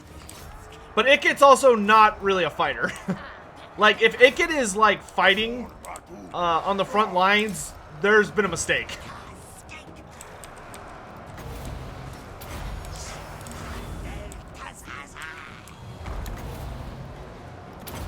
Now that their armor is down, whoosh.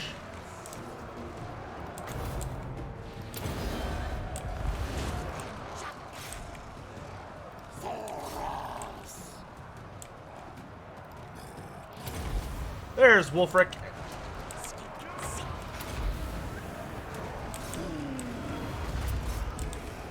Kick his ass!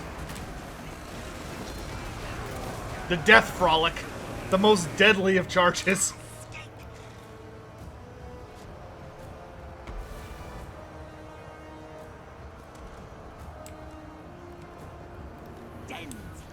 Well, plot armor is different than regular armor. That's true, though. Yes. Thanquol does have the best armor if you're counting plot armor. Thanquol's plot armor is so strong he even survived the world exploding, which is just nuts.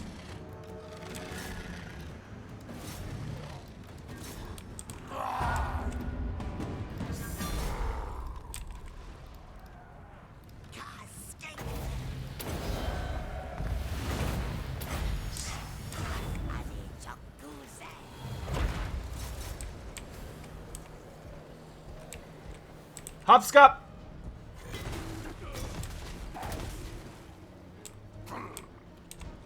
Wolfric didn't even kill a single target. What a loser.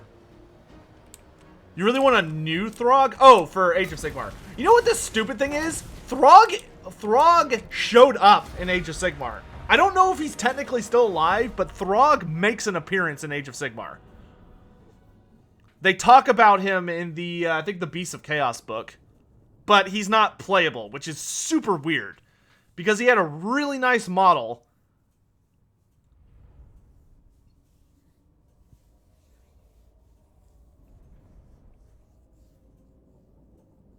How epic would a fight between Thorgrim and Queek have been when Queek was in his prime? That would have been a really fun fight.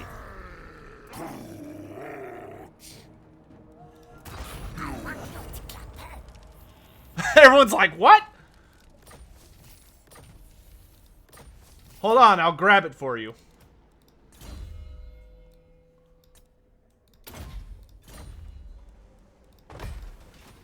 Oh, you know what? No, it's in the core book, I think. One second. Ugh.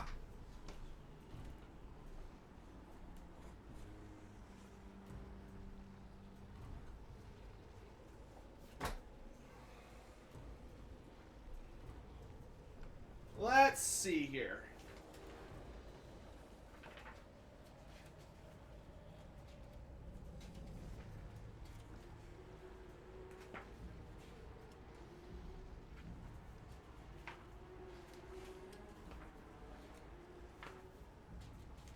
So I think it's in here.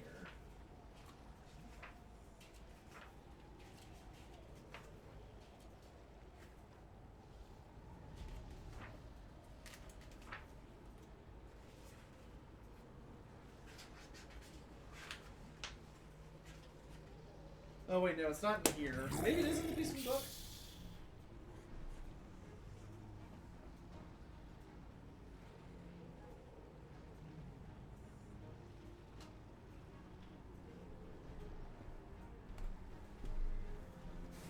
Ha!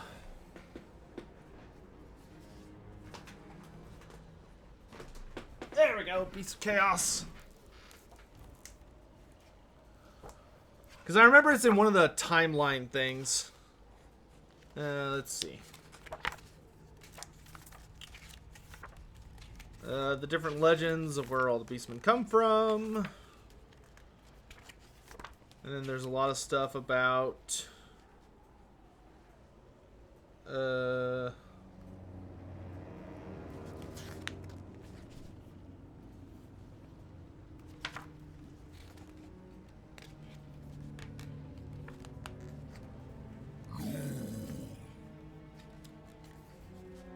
Is this the timeline thing?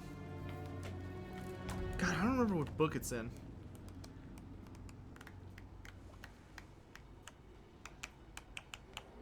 No, I don't think it's this book because it's on. There was a format they used to use for timelines, and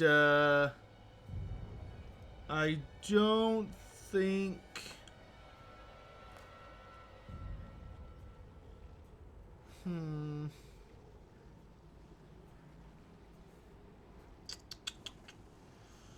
Bunch of random stuff. No, it's definitely not in here.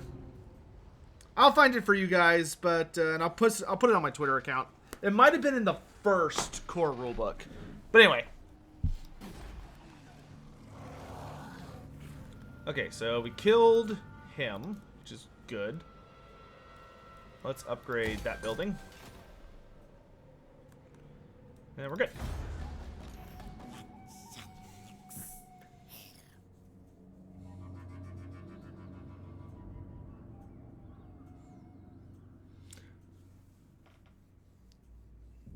No, it's not the corn book.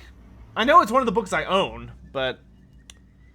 How do ice drakes survive without feathers? Magic. There's your answer.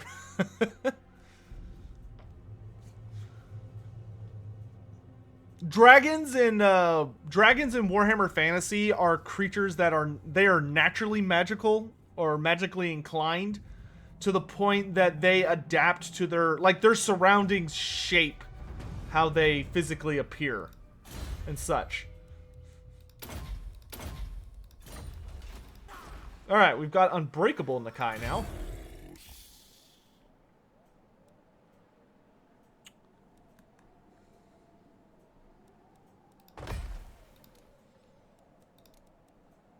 Really want to get a Scar Veteran.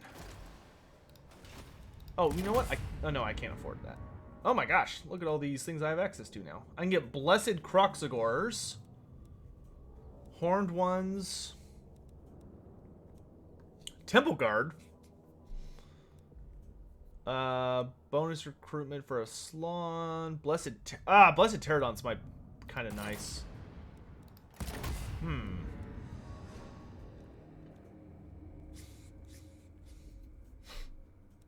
I think I want to go with Pterodons.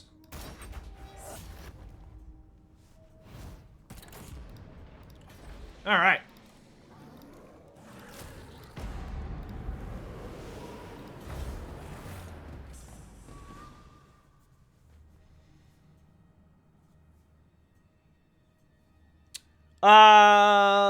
Do I want a Fimir and Skinwolves race for Age of Sigmar? So the Fimir are still around in Age of Sigmar, which I would love to see more of them. Unfortunately, the Skinwolves were retired, which sucks. I would really, really like the Skinwolves to have stayed. They were gorgeous models. I don't know why they got rid of them.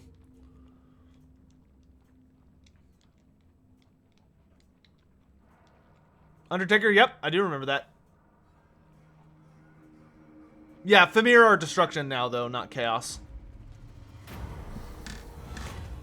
Hold to my vision. Yes, I do greatly love research rate upgrades. It's like my favorite kind of upgrade. Okay, where are we at? Okay. Well, we haven't started fighting Throg yet, so I guess we'll avoid him for the moment. What happened to Squeal in the end times, or did he suffer from Moonclaw syndrome? He Moonclaw syndrome, so he didn't show up.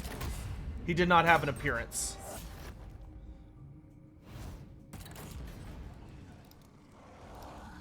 As was the case with an unfortunate amount of special characters.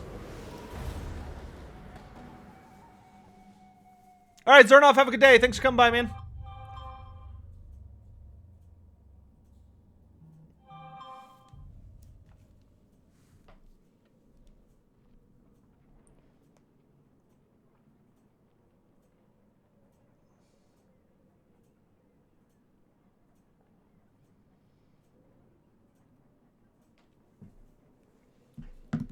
Speaking of Beasts of Chaos, when do you think the other gods will get specific gores to go with Zongors? Soon, hopefully. That's like one of my angriest things, is that we have not gotten any of the other gores yet. I want Corngors, Pestigors, and Slongors so bad, because the Zongor models are gorgeous. Really well made.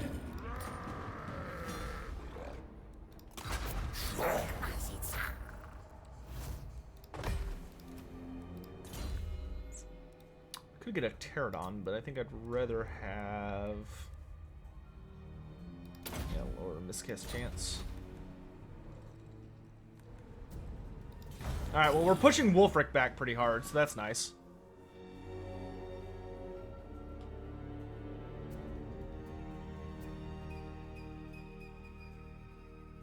Whoopie Womp. Well, Nagash, I would say, is in the top 5 most powerful characters. It's just that a lot of the time he loses due to his arrogance, not realizing that something is a threat, or not properly securing, like, every concerning weakness in his plans and strategies, or somebody uses like literally the strongest weapons in the universe to kill him. But my top 5 strongest characters in fantasy would probably be... For me, it would probably be Lord Croak, Lord Mazdamundi,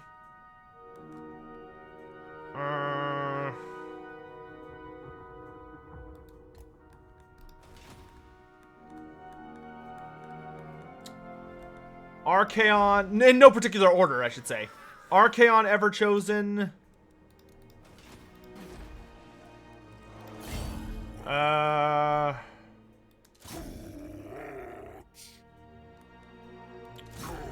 Galroch, the first Chaos Dragon. And...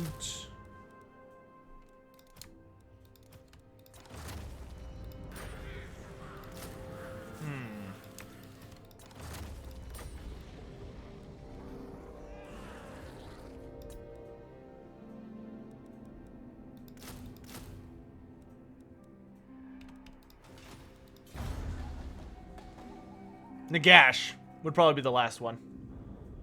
So yeah, I'd probably say Nagash, Archaon, Mazdamundi, Croak, and Galroch.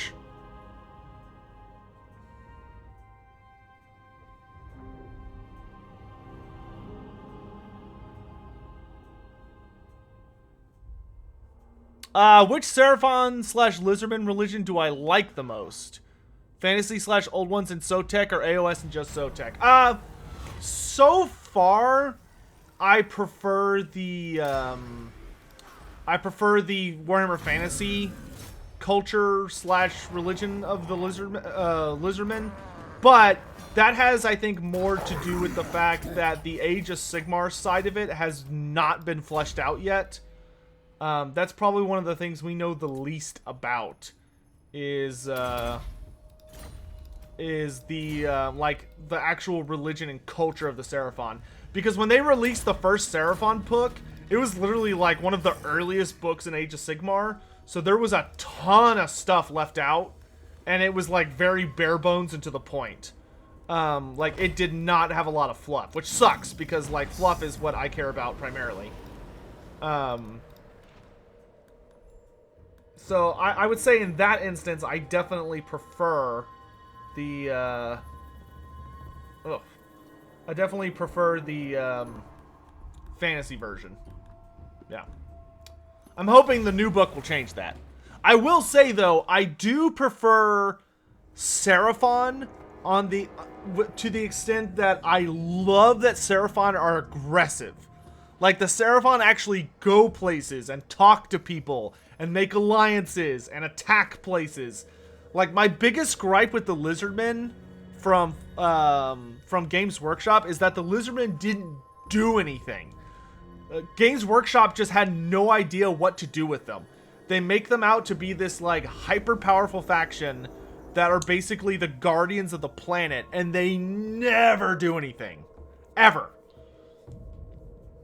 Like, even during the end times, when, like, the world is about to end, like, all of life is on the line, and existence is going to be wiped out if they don't do something, the Lizardmen just are purely on defense.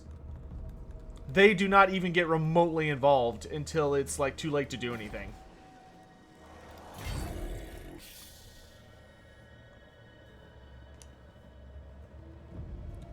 Does Warhammer Fantasy have its own Godzilla-sized monster? Yeah, there are Godzilla tier, or Godzilla class / sized threats in Warhammer Fantasy. Most of them are they're called Emperor Dragons.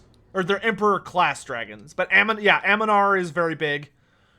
Which if you've played the Vampire Coast campaign, you should know how big Aminar is. He's colossal.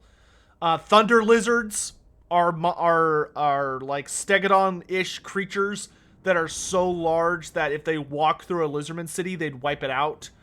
Krakenrock the Black is the size of a mountain, and he's the progenitor of the Dragon Ogre race. So on and so forth.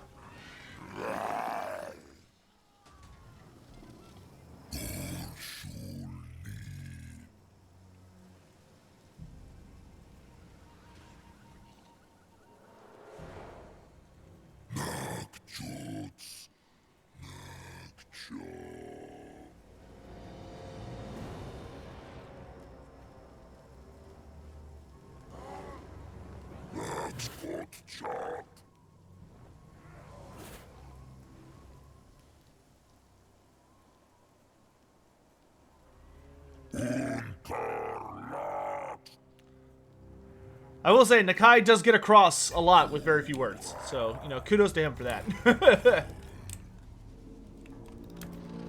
Alright, let's get hustling. Gotta protect Albion.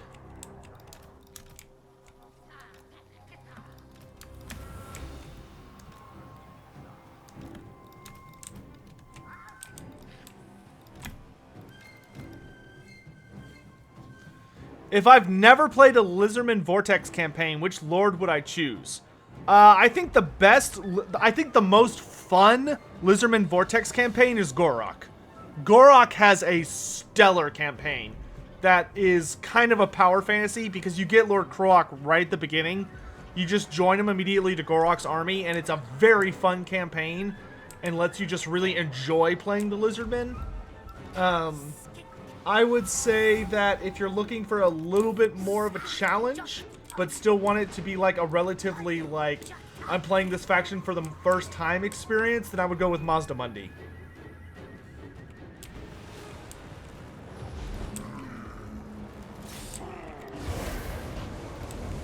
That was rude.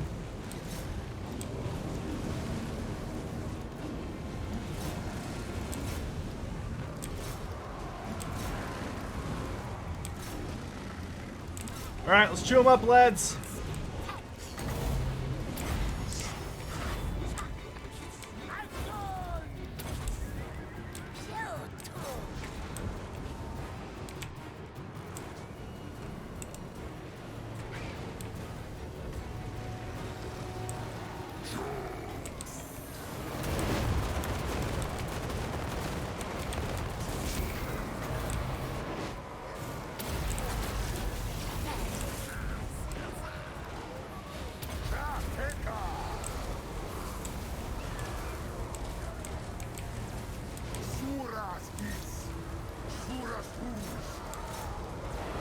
Get into it, lads.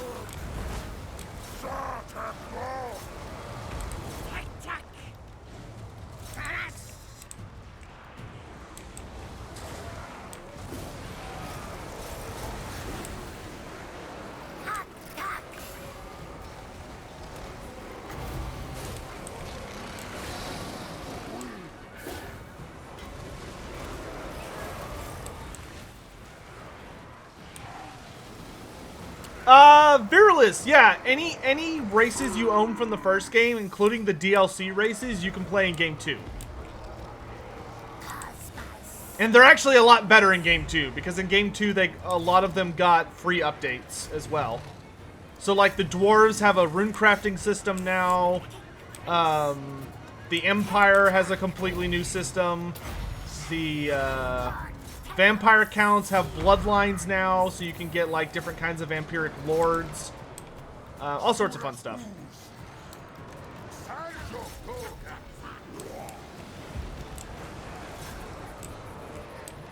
What is taking so long? I know y'all aren't the javelin throwers, but come on.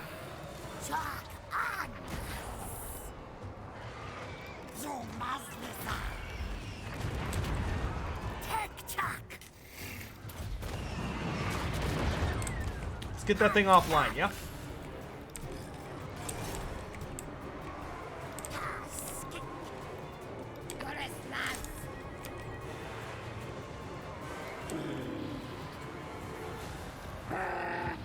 And enrage everyone. My entire army's just like, ah!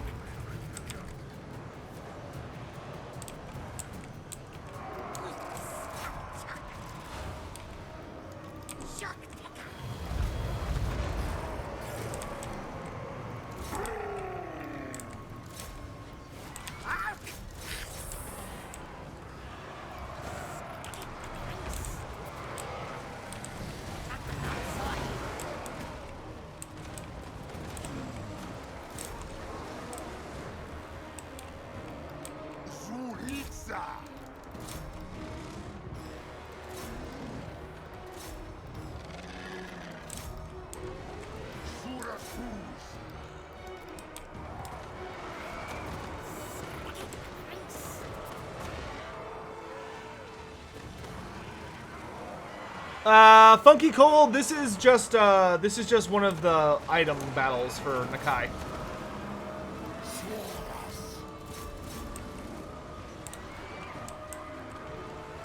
Oh shit! I wasn't paying attention. Nakai got cut down by Chosen. Ah, crap!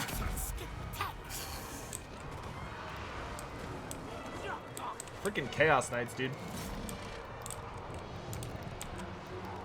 I just was not paying attention. Uh-oh.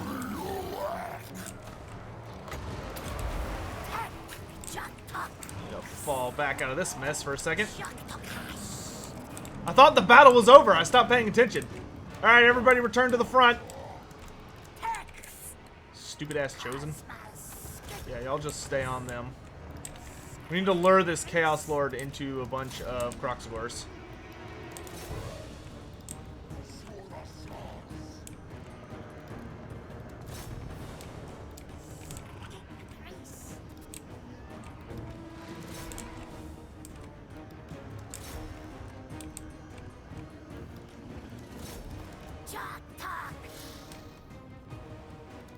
I want this unit to rally.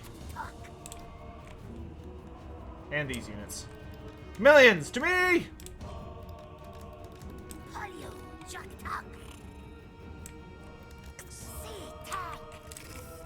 Pterodons, get over here. Let's bring these Kroxigors over this way. You guys are gonna go reinforce over here. These are just Forsaken. Y'all can beat these up.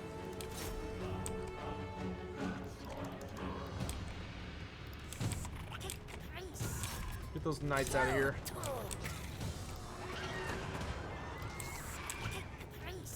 Alright, let's lower his armor. Assuming I stop getting punted a million miles. Stop falling over, for the love of God.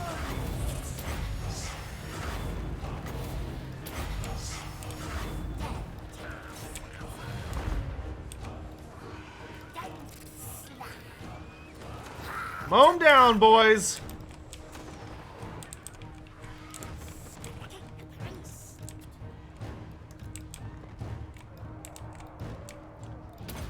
It sucks I don't have any Temple Guard. Because, like, Chosen with Halberds are the bane of Kroxigors. Or, Lizardmen.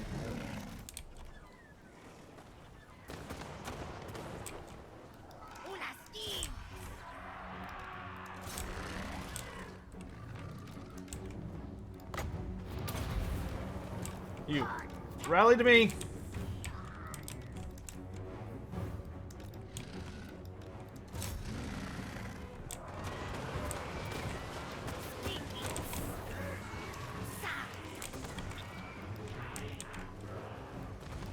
To me! To me!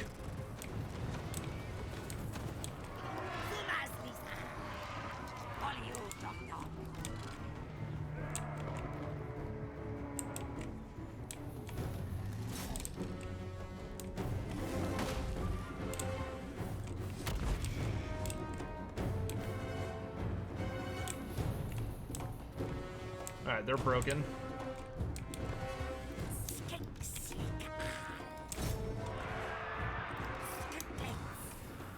Ultra fire!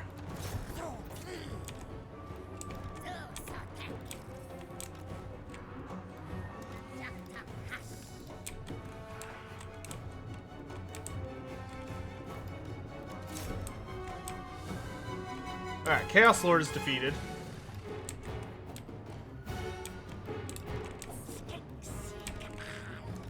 With me!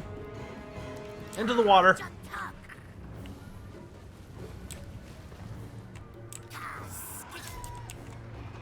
Oh, there they go. They're shattering. Yeah, get out of here, you bunch of scamps.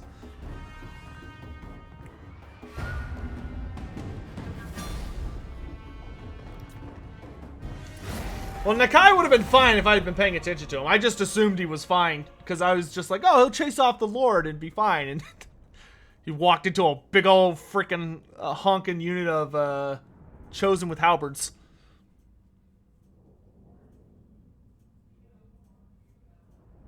So playing as Malice, I don't really see the point at staying at the Dragon Teeth and Mortal Empires when Harganeth is a better place to start. What do you think? Mr. Grey Knight, it's just up to your personal perspective, for especially for Mortal Empires. I guess I will tolerate a... I hate the Crocscore Ancients, but I guess I'll tolerate one for a little bit. To lead this army.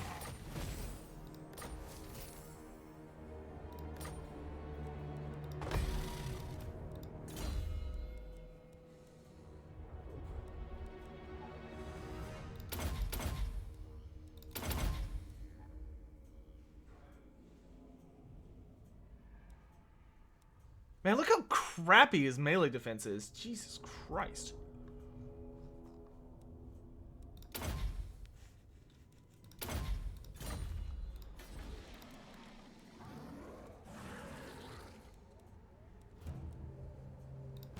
Alright, we're just going to kind of hang out until Nakai gets back. Let's go ahead and get a Slaughn. I never did the Crocscore Ancient rant. Well, I don't really want to do the Crocscore Ancient rant while I'm being hosted here. I tend to get a little overboard. I'll just have the TLDR version think that that I really do feel quite strongly that the I do think Creative Assembly should take another look at Nakai from the DLC. Like, between the... I think that the Crocscore Ancients should be made into a hero instead of being a lord, which makes them fit what they actually should be on, like, every level. Better. I also think they need to give Nakai a starting item of his Sacred Blade of Quetzal. That way he has the his final magic item, and he starts with it to make him a little more competitive. In the early game, and Nakai also probably needs to get a boost to his missile resistance. Because right now, he's just kind of a joke if there are, like, any kind of ranged weapons on the battlefield. Alright, we have to run away from Wulfric.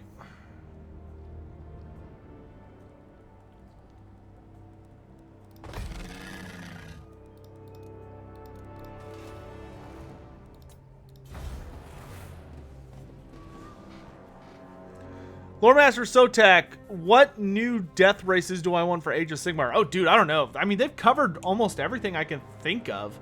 The only thing I could think of for death that hasn't been done yet is maybe like a really hardcore faction on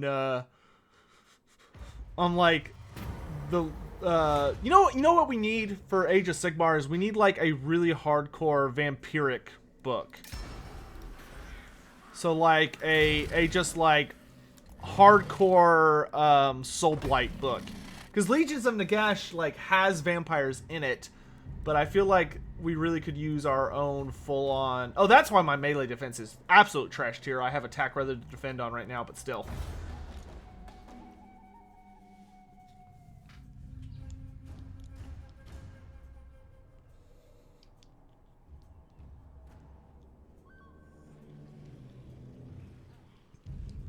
Is there any specific place where Kroq-Gar is when he's not fighting, or is he just always moving? Kroq-Gar is always moving. The only time that Kroq-Gar is not like moving around a lot is when he is sent to oversee the defenses at Chodel, which is a city that has a chaos portal in it that likes to open up from time to time and spew out demons. So it always has to be under guard. You want an undead Norsca race? That is very specific, but, you know, fair game. Hey, it's Ten and Juan. What's up, bro?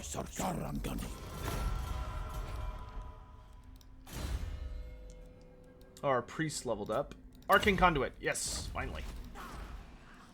Great. Nakai should be back in about a turn or two. We have that. It's called the Flesh Eater Courts. Yeah, that's, I mean, kind of. Man, that's one thing I really want, though. Like, we have 5 Mortarks right now. I really want the Flesh Eater Courts to have their own Mortark. They're the only undead faction that doesn't have a Mortark. It sucks. Are the Kroxigor Ancients smarter, or are they just bigger and harder? Oh, Zahotek. Yes, thank you. I was trying to remember. I remember it starts with an X. No, our Skink Priest was wounded by an event? Fuck. That sucks, because that means he has to walk all the way from here. Alright, we get Nakai next turn, right? Yes. Okay. Oh, that is a absolute bummer. Immune to Chaos Attrition. Yes, please. No, Kroxigor Ancients are not smarter. No, they're just bigger and harder. I mean, they're not idiots, but they're not very intelligent creatures.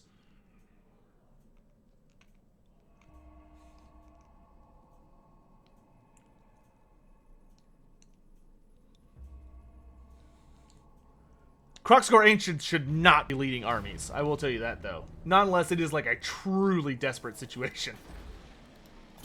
Okay. Nakai's back, and now we've got the Ogham Shard, so that's nice at least.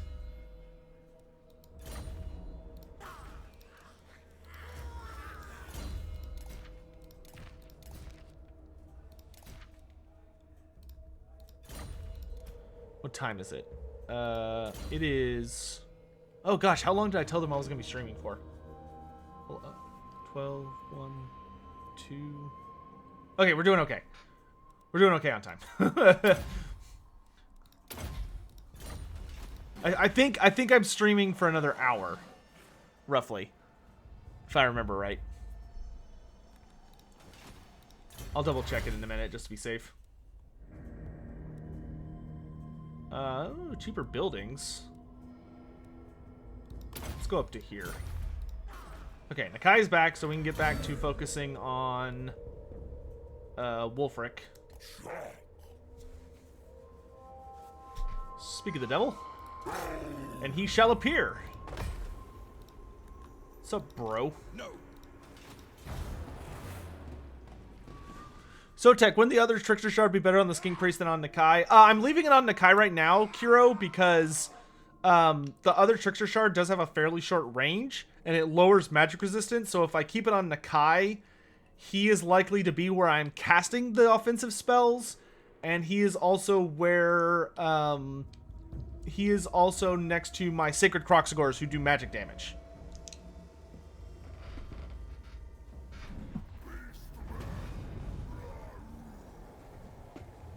There is a technology that gives them better missile resistance. Oh yeah, it's, yeah, Metamorphosis, but it's only 5%.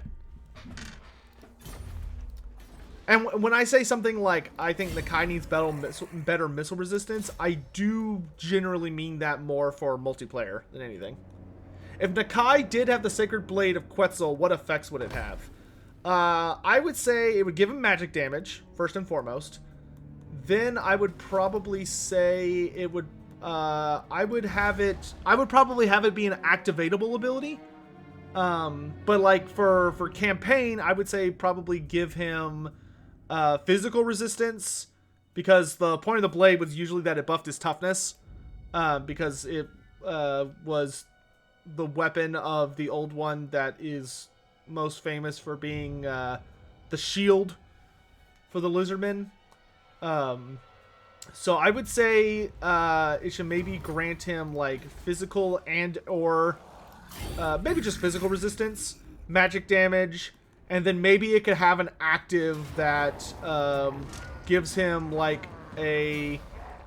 Or maybe it could just have like a flat out active that gets him a ward save for a little bit, you know? Or like a notable physical resistance. But you always have to be careful balance-wise with those things.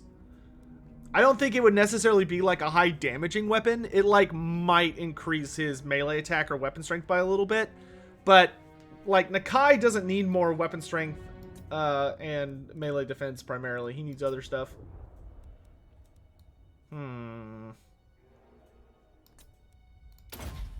Yeah, give me a cheaper Chain Lightning. Come here, Wulfric. I don't like you wandering around in my back line. Okay, I don't care about that. I can't afford any of those. I can't afford any of these. Great. Give me more money. How did the Greenskins come to the Earth? to the Warhammer world, they hitchhiked.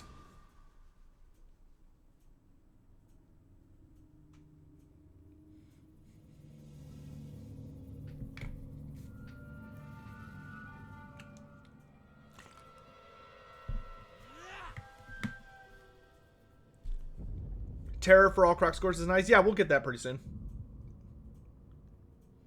Clan Rictus is dead. Rip Tretch.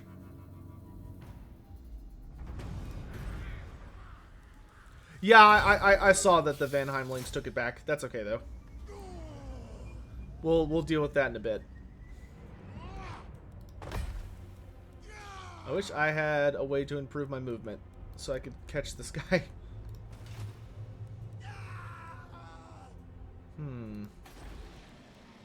I think I want to wait so I can get a hunting pack pin.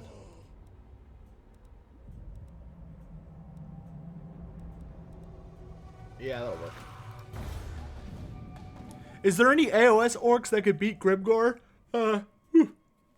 Yes. Gordrak. Gordrak the Fist of Gork could beat Grimgor. Gordrak is insane.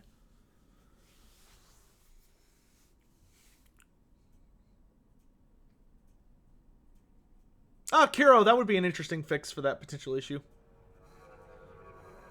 Do I think Vermin Lords will be in Game 3? Yeah, I think so. I hope so.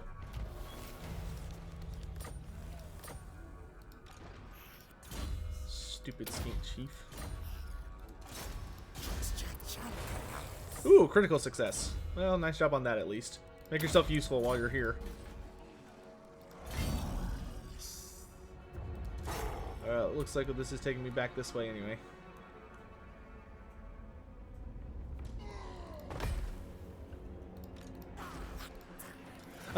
I will say, another problem I have with Nakai's campaign is that for the amount of Old One's favor you generate, there are way too many things that you can spend it on, and some of these things are way too expensive. Like the rights also costing Old One's favor in addition to your regular upgrades is just nuts. And it comes out of your tech tree too. It's like there are just so many places where you have to pay for it. Alright, I'm just gonna let them go so I can go deal with some stuff. Do I like the Stormcast? Because I feel like everyone hates the Stormcast. I don't hate the Stormcast Eternals.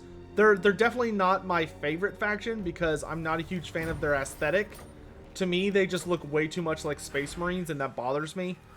I would much prefer if they were just... My problem with Stormcast is that for first edition, they were without a doubt the main characters. And the problem I had with that was that because they were the main characters, Games Workshop was like, look, they're the human faction, but they weren't human.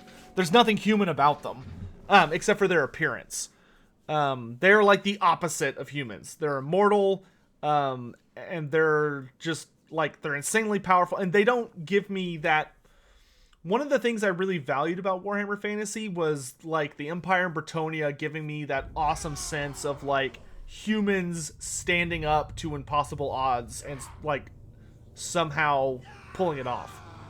And that just doesn't exist in Age of Sigmar.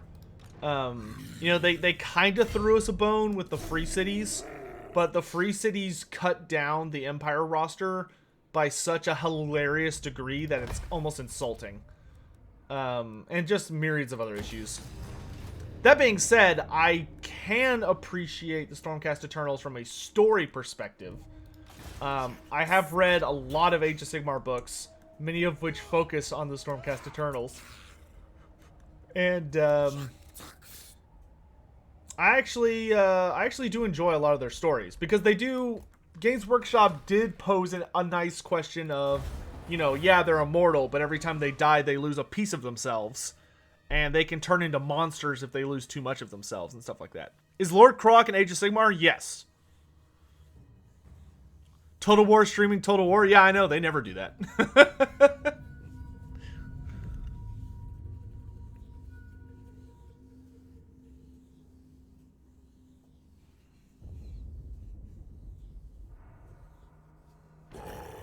How old was Ikit? Ikit Claw was at least a couple hundred years old. Ikit Claw was old. But he was very, very valuable to the Council of 13, so they let him have some of their elixir of immortality, which doesn't give you true... It's not true immortality, because you have to refresh it constantly. But it's notable immortality, at least.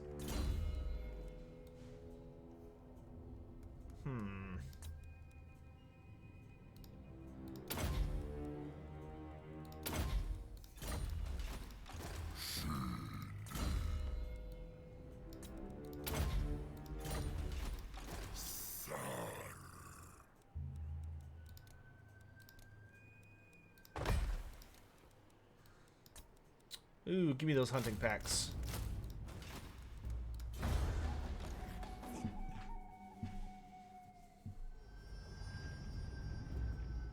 Which book does Grimgor Ironhide make an appearance in? Grimgor Ironhide did not show up in the lore until the Storm of Chaos. And that was when he was really introduced and became really famous. And then, outside of that, though, Grimgor has never been in a novel outside of the End Times. He was kind of one of those characters that Games Workshop really, really liked, but they didn't like him enough to actually, like, feature him in anything.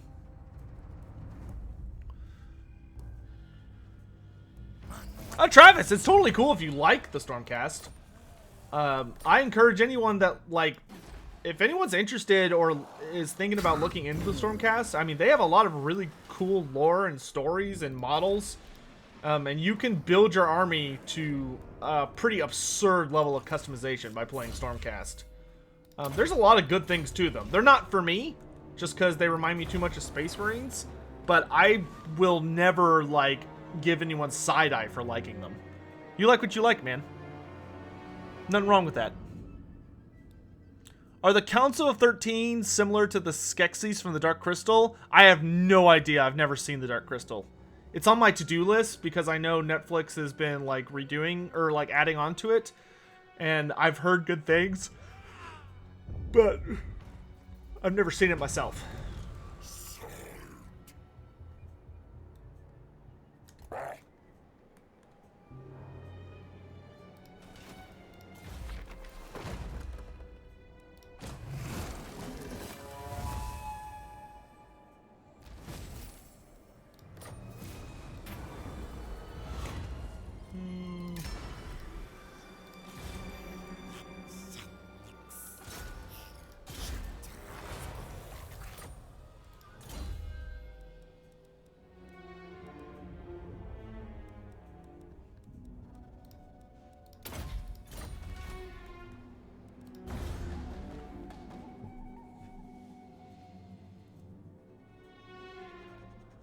There are a fair number of books from character perspectives. It's just compared to the amount of special characters there are, it's fairly little. Who's my favorite character in Total War? My favorite character right now is probably Krokgar. Tened One would be my favorite character, but I have some issues with his design that I think have to be fixed before I'm willing to say he's my favorite again.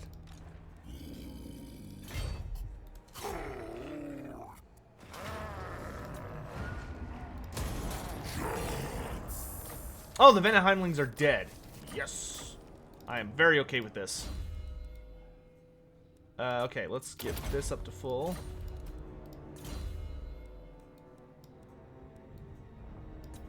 Let's get a better Wind Blast.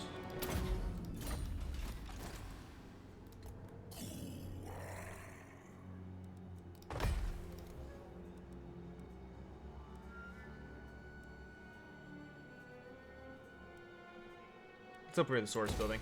I do want to get a Scarvet in this army.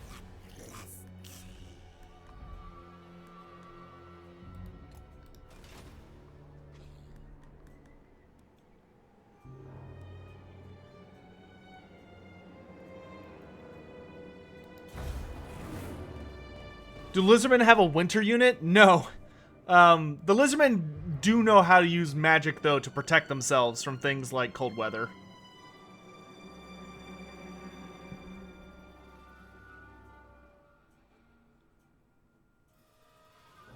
What about the dwarf special characters? There are a lot of books from dwarf perspective, but not a lot of books from like the modern timeline of the dwarves.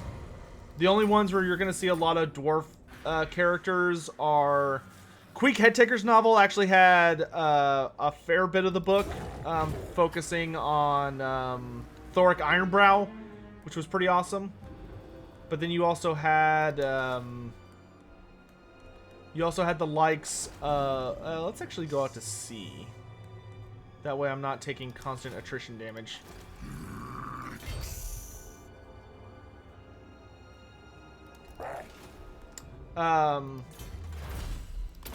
Gosh, I got distracted. So, yeah, Queek Headtaker actually has a fair number of the chapters that feature Thoric Ironbrow.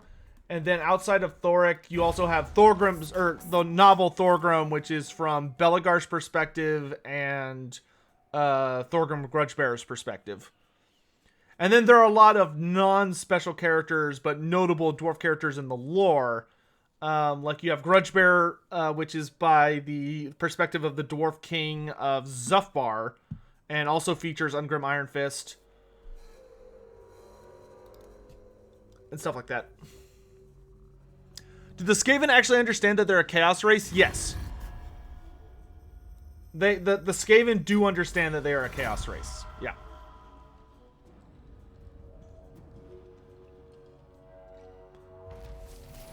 Go crump Morgar? Oh, we'll try. I'm heading down that direction anyway. Even though Throg just declared war on us, which is inconvenient, but we'll deal with it. What do I think of the Man of Arms Reforged episode where they did the Galmaraz? I thought it was awesome. I haven't seen that in a long time, but I have seen it. Okay, let's head down this way. If we can catch Morgar, we will, because he does have a pretty good Lord trait. Okay, let's get Rally and then Spawn Kin.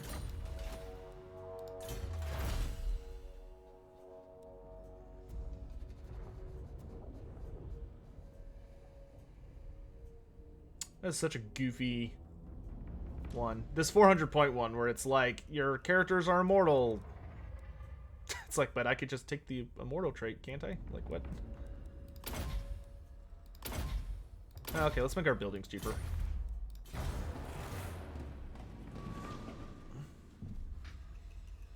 I really think Karl Franz Thorgrim and Wolfheart would have deserved proper... Wolfheart... Oh, Wolfheart. Not sorry. Yeah, Wolfheart would have made a cool book. Karl Franz at least features very, very heavily in a number of... Sure, Mazda he features rather heavily in a couple books, but... Oh, great. Nagaroth is at war with us. It's okay. I don't really care if Norsca dies.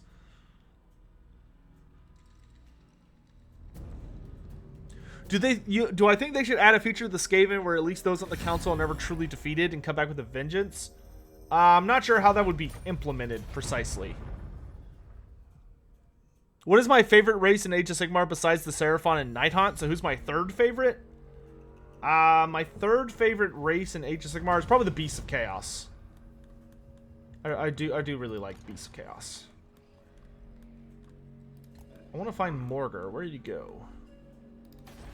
Approach us, friend, and make your... Because I do not have a great... I only have... Do you wish the lady's favor? I don't have military access with them yet, so I really don't want to walk in there and cause like a whole hubbub.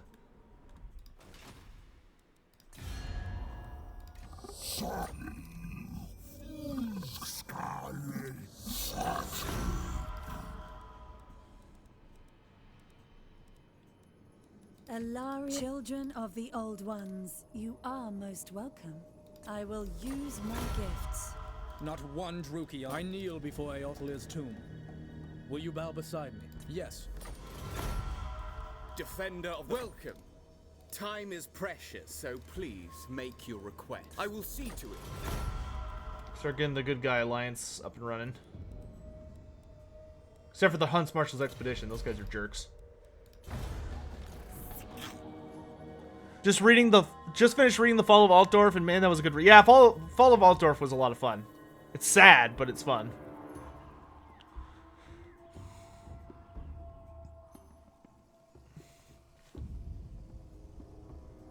I wonder if Games Workshop will make giants great again in Age of Sigmar. Well, Servant of the Horned Rat, it's the biggest rumor that they've basically confirmed is that there is an all-giant faction coming.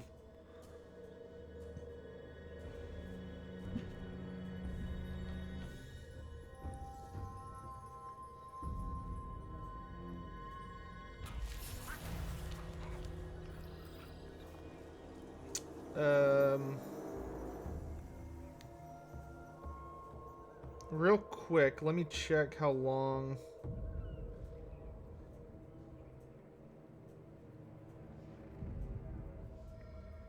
Okay, so yeah, I've got another hour. Okay.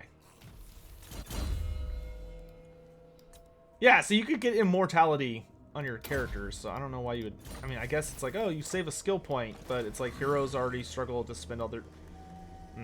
That's all I'm gonna say. I don't know if we're gonna be able to find Mortar.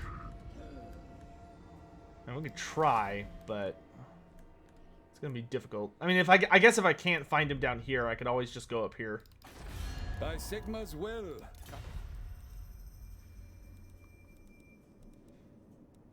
Champion of the league. You ask for a boot.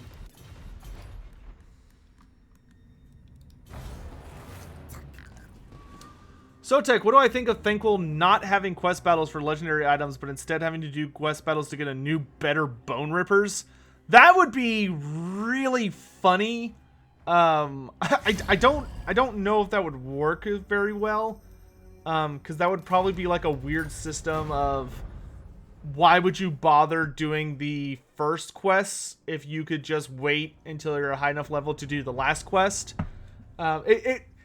I will say this: when they originally announced Total War Warhammer, and they were talking about the quest battle system to get like all the unique stuff, I'm pretty sure in their original plan, if you go back and read all of what they were talking about and stuff in regards to that, I think they were talking about actually having the potion of healing. That's pretty tempted, chat. I kind of want that. I kind of really want that. I got 9 turns to kill Crone Helebron. Yeah. Yeah, I'm just gonna... So that's 1, 2...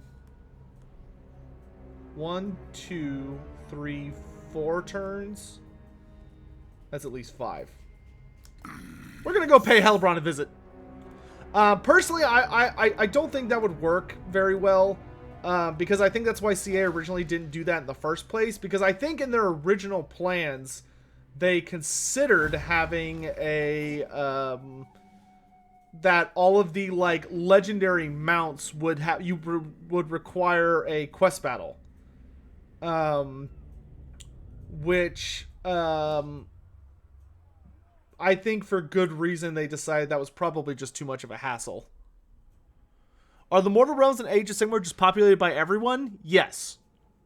No. Yeah, Age of Sigmar, all the different races live all over the place in Age of Sigmar.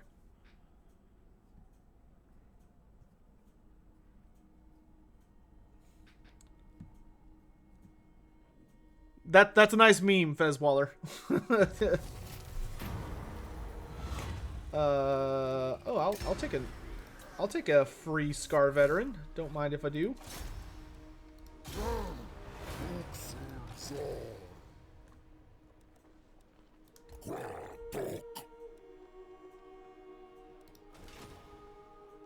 I'm taking so much damage from this stupid high seas attrition. Undertaker, maybe one day. Maybe. Possibly.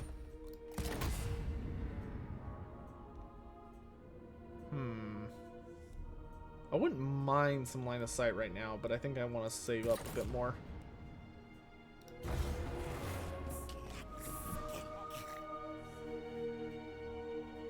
Do I think Thankful will be a Lord in Game 3? Yes, 100%.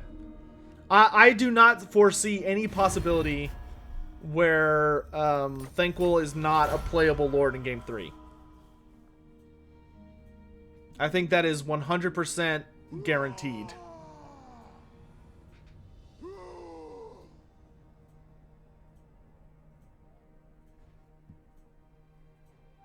Now, I don't know when in Game 3, but definitely in Game 3.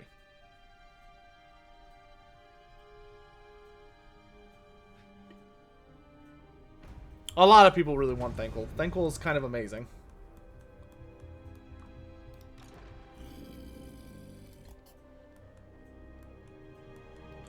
Hellebron, I want that potion of healing. Not for Nakai necessarily, but for all my other dudes. This is beneath me. Plus, I want all of your cool traits and stuff. Not a chance. Ah, Sirtha Ek. Madness. No. The greatest villain of all Total War.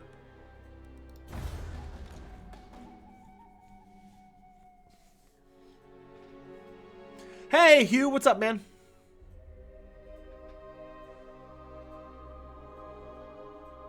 Well, Thanquil's staff is special. Give you Throt or give you death? Dude, Throt the Unclean is awesome. Throt the Unclean is my favorite of the Skaven characters.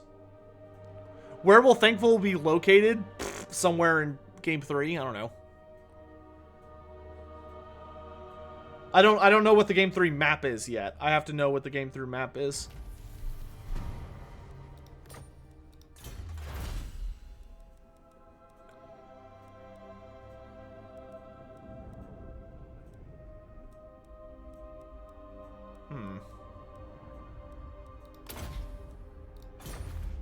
If I could get the sequence of travel, I would be pretty happy about that.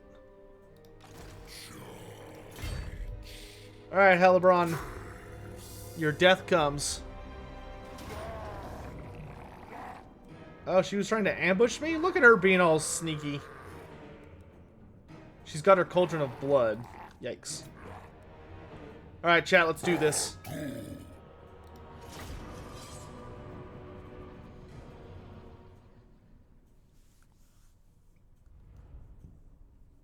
Have I seen Party Elite speculation videos? I saw that he put them out, and I watched the very, very first one and saw how good his effects were, and it made me sick. So no, I have not watched them, and I'm not going to. Because it hurts my soul to realize how not skilled I am. No, I actually provided him with, I gave him some stuff for one of them. I don't know which video it's going to show up in, but I gave him some artwork and some other stuff.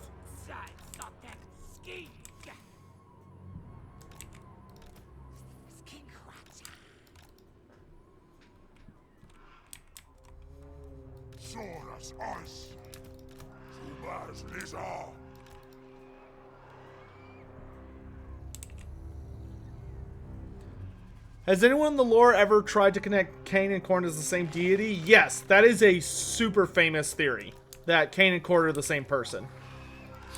Like, even in the lore, there are, like, humans and other individuals that speculate if they're actually the same being or not. Which the elves, of course, find very offensive. But you can't deny that there are some striking similarities between the two. They're not the same entity at the end of the day, but there's a notable relationship there. Alright. Let's go kill Crone Hellebron.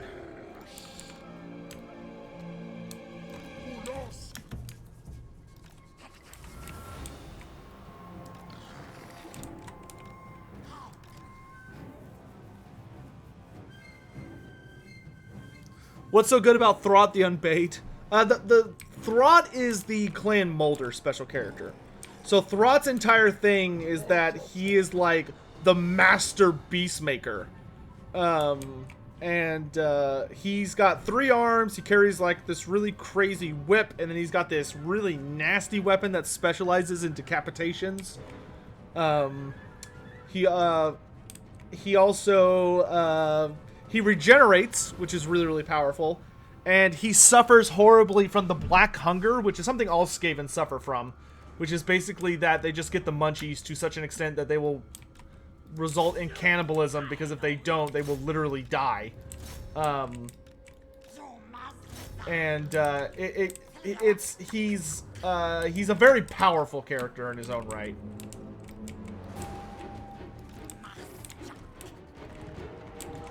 All right, let's cause a little mayhem, shall we?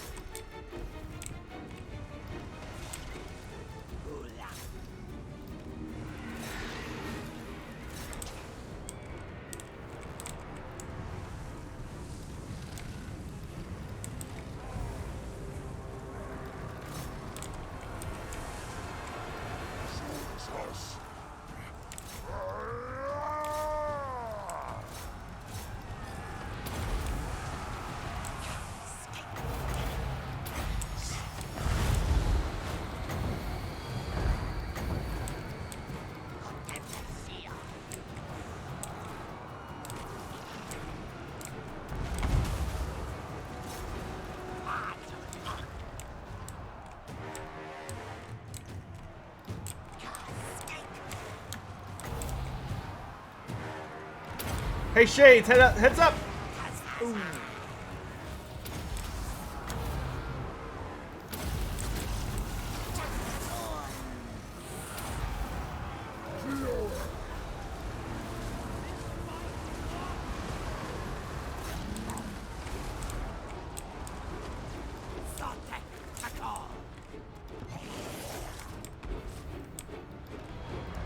Oh, I forgot about my pterodons. That's a bummer.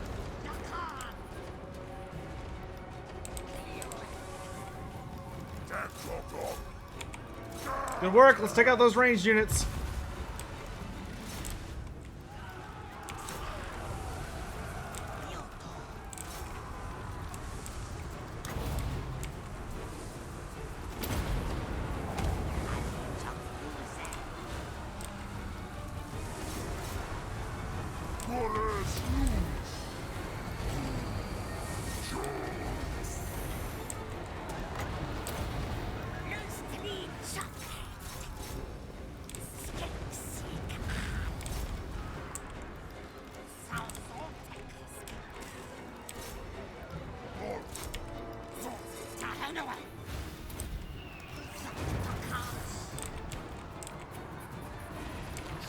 Let's get involved, people.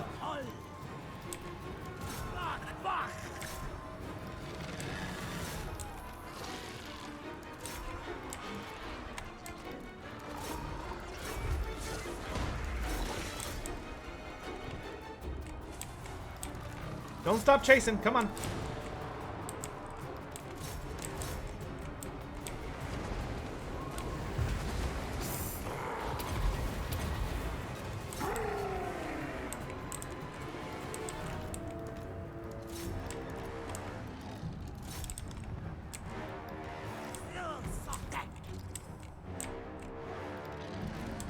Alright, Crone Hellebron is dead.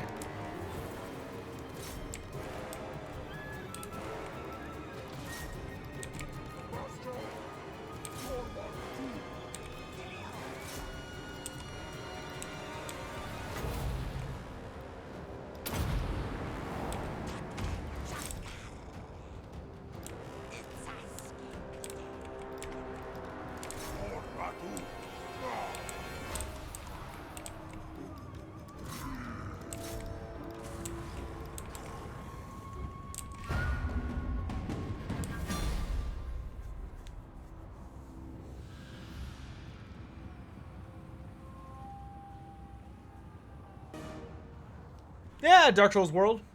Mm-hmm.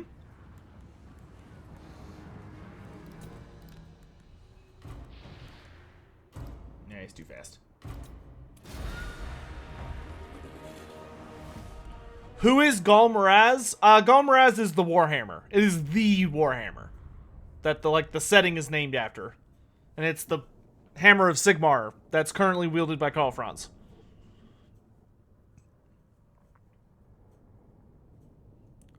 No Nurglitch in Age of Sigmar? No. I don't remember who the current leader of Clan's Pestilence is, but I don't think he goes by Nurglitch anymore.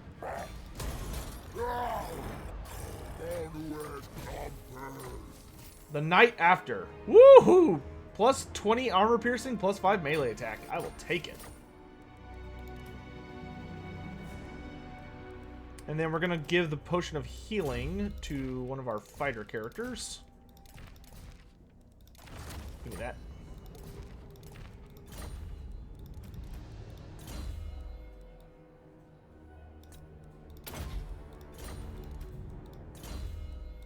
Training.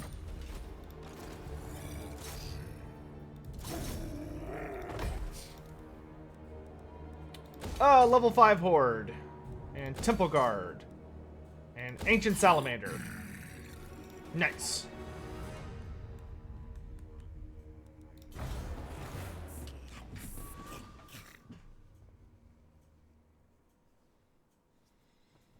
Is there any schedule for upcoming patches? No. CA just kind of puts them out when they put them out. Do you think they could ever implement Flying Lords? Yeah. The thing they would have to do to properly implement Flying Lords is that Creative Assembly would need to create a toggle that would allow you to, like... You know how, like, in the historical games, there's a toggle where your guys will, like, get off their horses and then get back on their horses? You would need to, you would need to have a toggle for flying characters, like flying infantry units, where you could toggle them being on the ground or up in the air.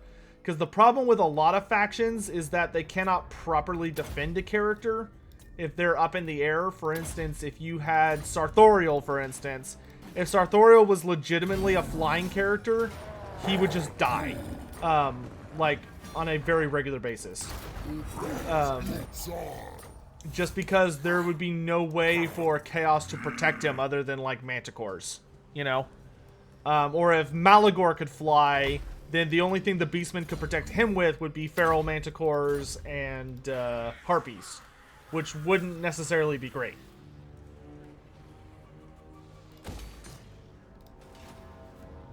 Maximum upkeep reduction. Do I think the way Leonker died in battle was kind of dumb? No, at least not in the big book. I mean, he had an insanely epic and exhaustive duel with the strongest of the Great Unclean Ones, but he won, and then literally one of the most powerful Nurgle champions that was still alive at that point ran up behind him and killed him. No, I think he was just exhausted. I mean, at the end of the day, like, the Blessing of the Lady is strong, but it doesn't make you immortal. Plus, the Lady's power was waning significantly by the time of the end times. Let's do that. Beat up all these stupid elves. Get off my lawn!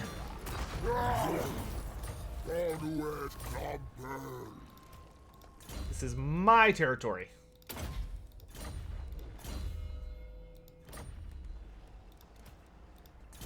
Stick it on.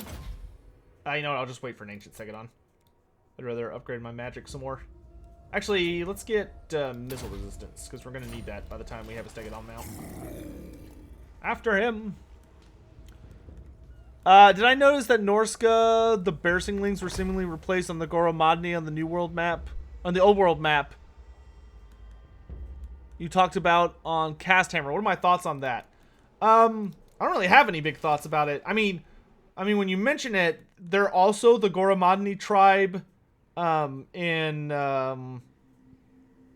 Total War Warhammer. The only way to even get the Bearsingling tribe to appear is you have to be playing the Warriors of Chaos and trigger them. Like, you have to attack and create them. So I don't know, that's kind of interesting. Do I want more money? Nah, I'd rather have Blessed Temple Guard.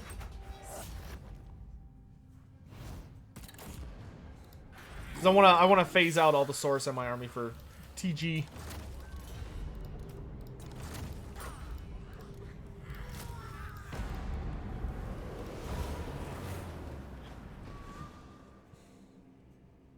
What are my top 3 favorite Skaven characters? My top favorite Skaven character is Throughout the Unclean. My second favorite is Lord Skrolk, and my third favorite would be Queek Head Taker. Not that kind of trigger.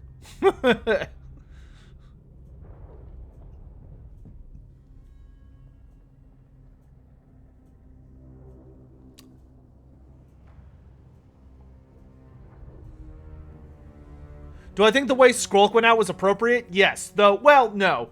Skrolk should have died. Skrolk doesn't die in the final battle of Rise of the Horned Rat. He gets away, technically, but he should... If Skrolk had died there, I think that would have been an appropriate... Ooh, the Spirit of Tinslotty. Nice. I genuinely think that if Skrolk had died when Krokar stabbed him, that would have been an appropriate end for his character.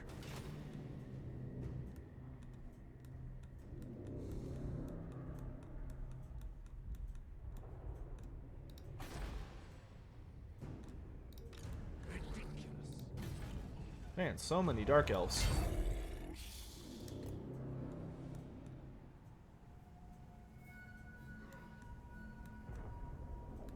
I guess we could start hitting... I kind of want to finish off the Norskins. So yeah, let's do that. On our lonely quest here. Also, once again, thanks everyone so much for joining me today. Happy Single Appreciation Day, which is apparently a thing in the... I have been told is a thing in the UK. I'm skeptical, but, you know, that's what they say anyway. Definitely not a thing in the States.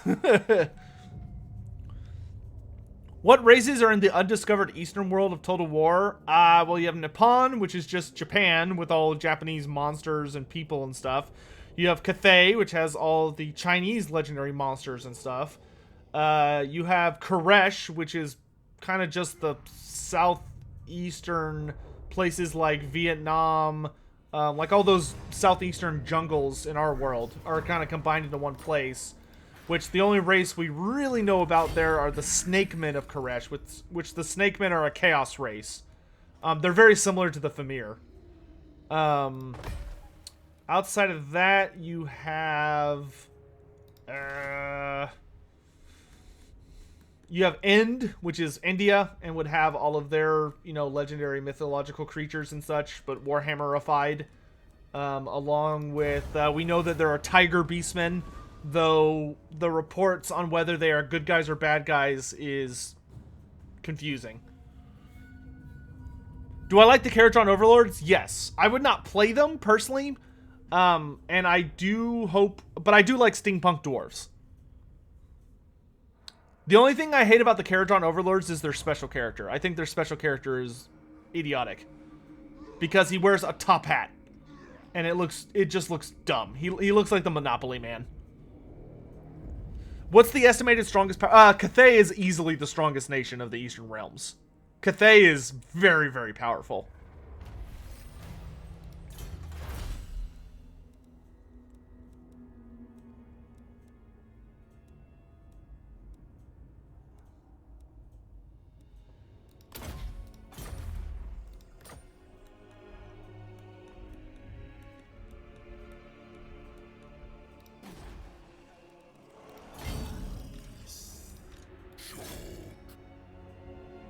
Did Cathay do anything in the end times? Off screen they did. They were invaded a whole bunch. They basically just kept getting invaded until somebody managed to kill them. Grimgor Ironhide killed them in the end. But they held off a number of invasions from like lots and lots of powerful characters. But they couldn't stand up to it all in the end.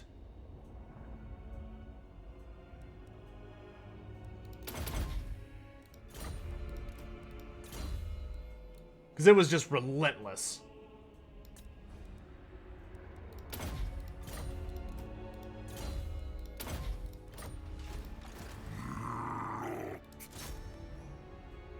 Two for one.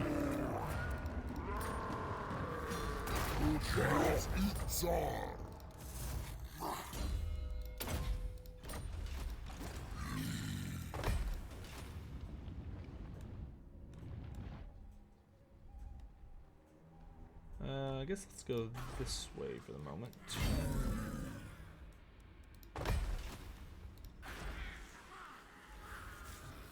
They did give us a little bit of money. I don't want any of these just yet. I think I'll go for the Slawn building. That might get more magic.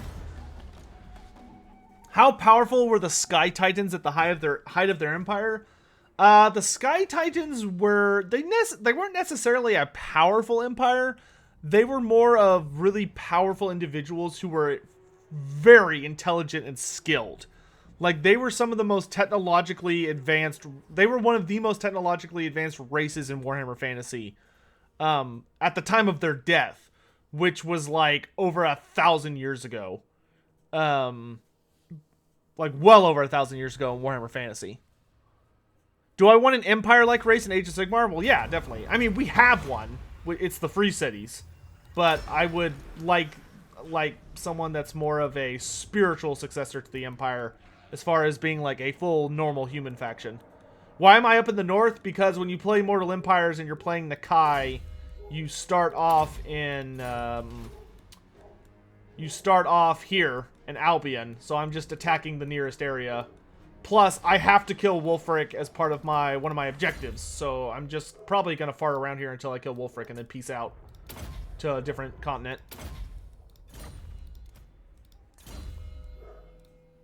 Ancients. Wait, yeah, let's go ahead and get the Ancients. Take it on.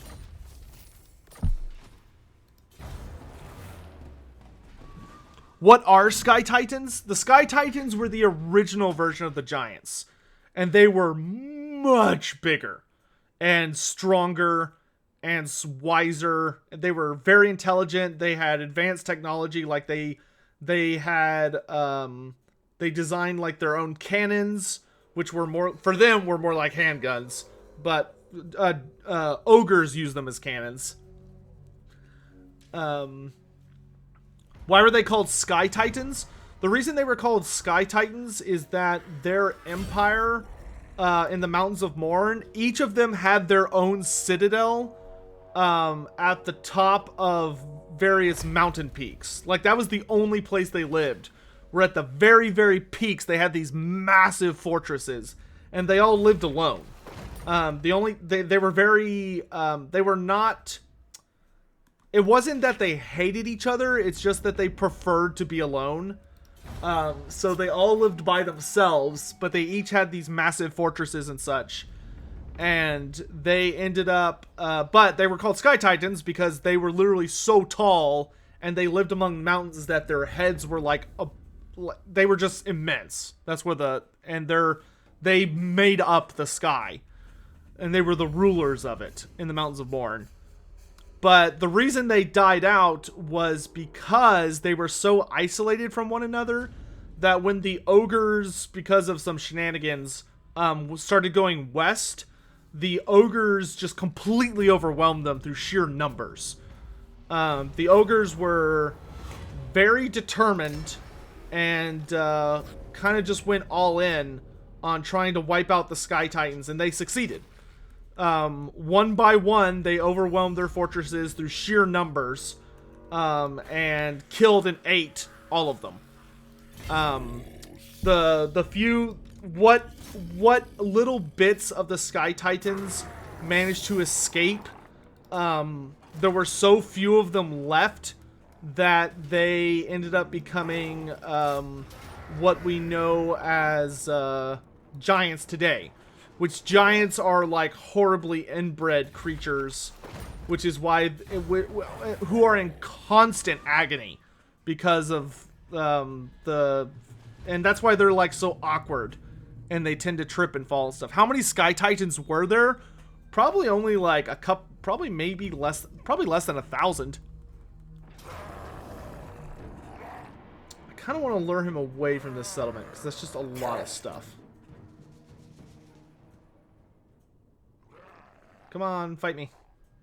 Oh, you know what? I have an ambush stance. I'll just use that. I'm smart. Is there any Warhammer Fantasy race that resembles the Mongol Empire? Yes, they're the Hung. The Hung are basically like Attila the Hun if you worship chaos.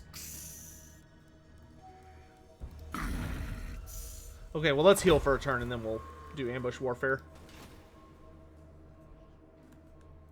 Our skink chief is almost there. Yeah, we made it. Hey, we made it to Chakwa. Finally.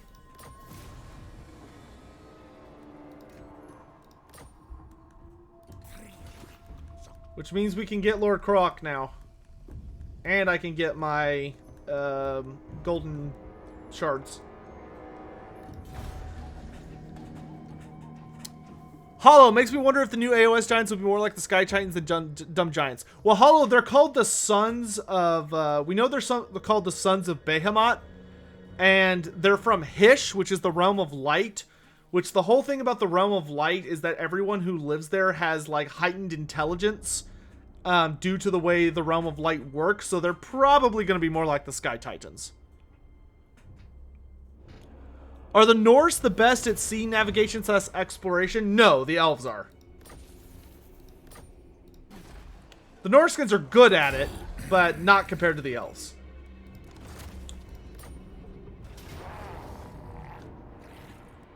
Alright, let's go get my, my golden... Let's go get my item. Hey, Morty, what's up, man? Will Sky Titans be released with Warhammer 3? No. No, the Sky Titans are dead in Warhammer Fantasy. They're long dead. We might see Bone Grinder Giants, which Bone Grinder Giants are like kind of halfway between a Sky Titan and a Giant.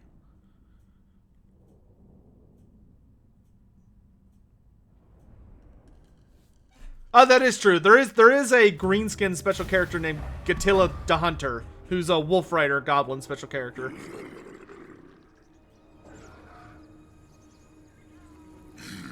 But it's Gatilla, not Grotilla. Yeah. How did Wolfheart become the Great Hunter? Well, the TLDR about that was that Wolfheart's family got eaten by monsters. I think the Drekwold Cyclops was the one that killed his family. But a monster killed his family, and he got really angry about it. So Marcus dedicated his life along with to killing monsters, and he just ran around killing monsters everywhere he could find them, no matter the cost. And people who had also lost their families to monsters joined up with him, and they just ran around killing monsters. Oh, it was a Bone Grinder Giant. Okay, I thought it was a... It's like, I know it's called a Cyclops, but my brain's always like Cyclops, so it's a Cygor. But yeah, it's a Bone Grinder Giant.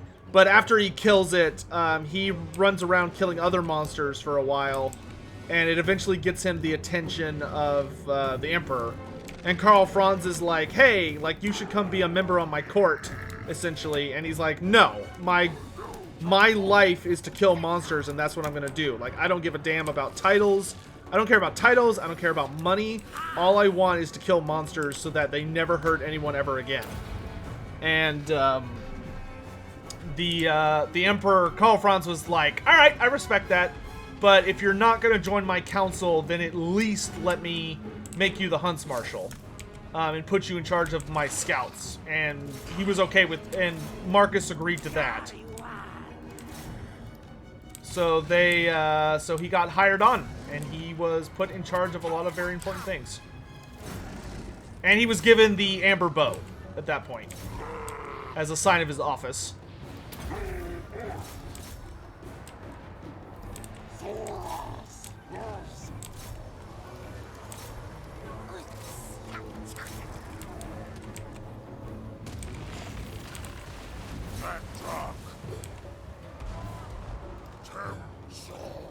Let's get to work, lads.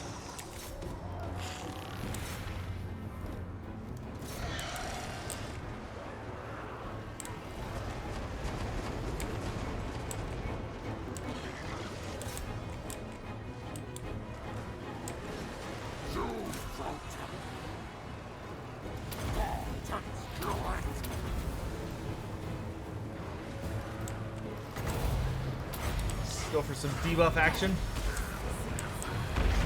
Our Skink is on a Stegodon now, so he's actually useful. Let's get rid of all these guns. Get out of here! Beautiful. Whoa, okay. Facing through walls.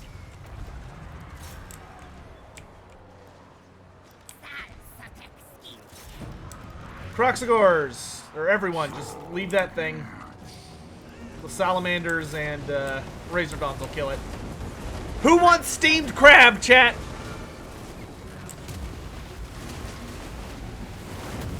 Gorok, yes, Gorok, yeah, Gorok has a normal Lizardmen campaign. Yep. Gorok does not have the Horde system. He's a normal campaign. Gorok, the unique mechanic to Gorok is that he has unique rights, so he can, like, make all Saurus units unbreakable. And he also has access to Lord Croak from turn 1.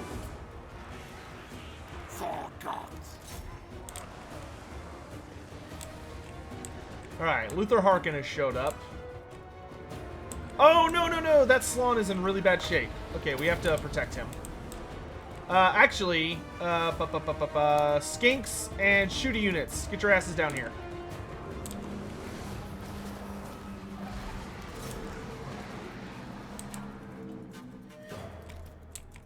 Nakai, take all of the Croxagors. Pterodons, you get down here as well. How's Gorok doing? Okay, Gorok's fine. But I need to go protect that Slon.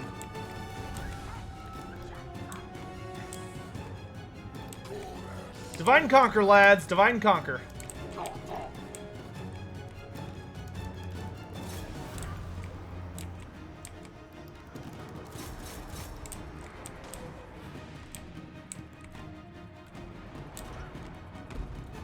This map can be infuriating if you're not careful. Okay, y'all can just stay behind and kill him. Come and get it, Lokhir.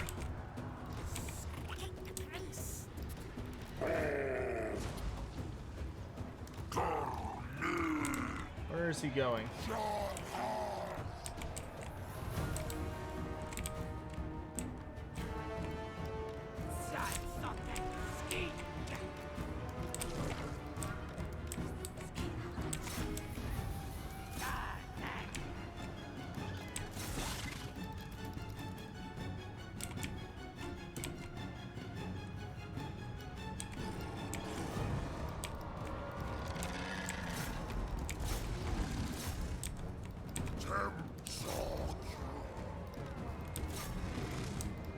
Okay, I guess he's going way the hell over there. Fine.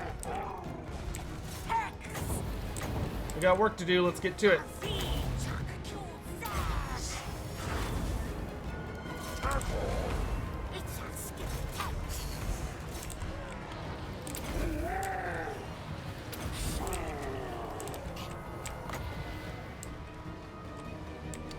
One of these is Carronade, that one.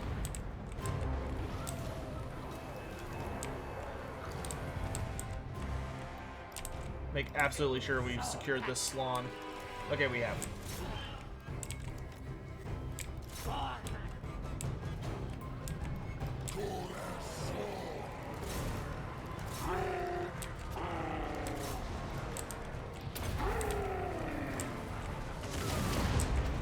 Ew.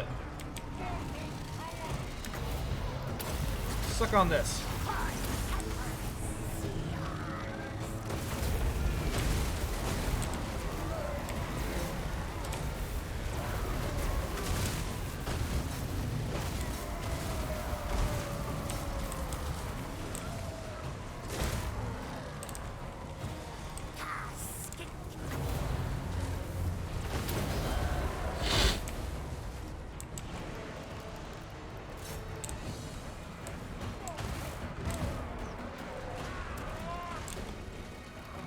Cut him down.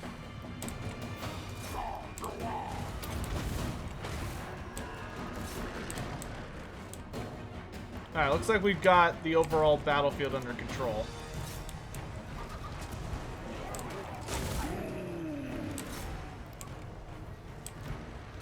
Okay, regular Croxagores. Let's take out the shooting units.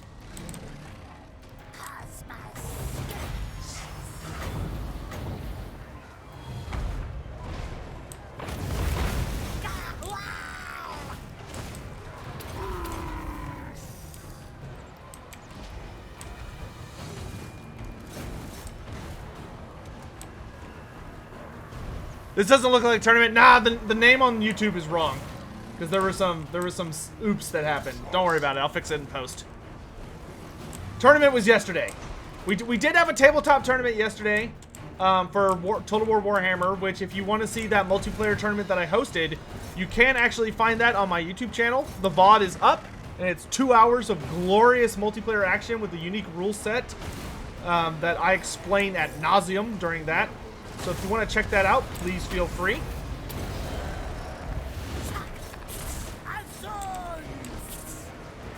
Bring it down! Bring it down!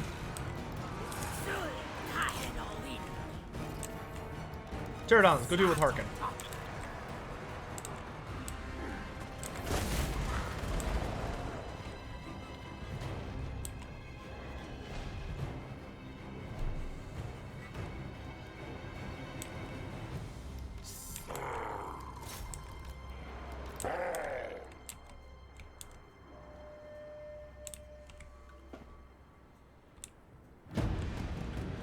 My friend just asked who the most powerful character in Warhammer Fantasy is. Am I right to say that it's Lord Croak? I wouldn't say it's Lord Croak anymore.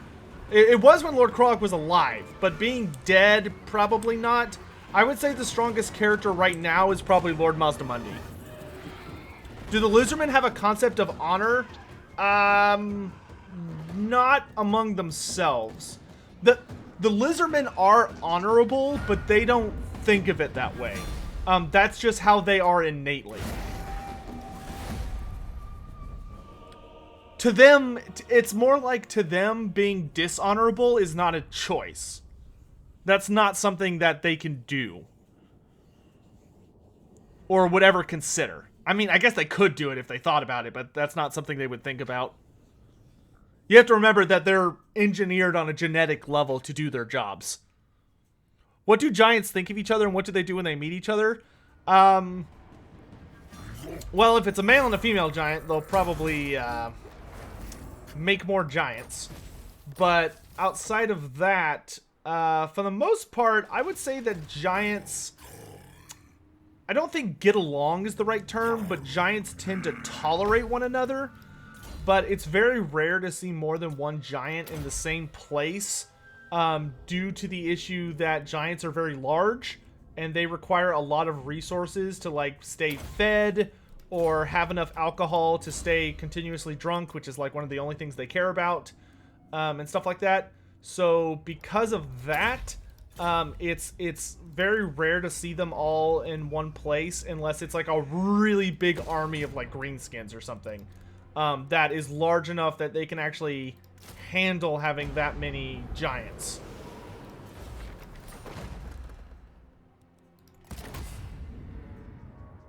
But generally, I would say giants don't tend to like each other very much. Okay, let's actually get rid of the Saurus and pick up Temple Guard. Oh yeah, I can get rid of that Skink Chief now because he's done his job.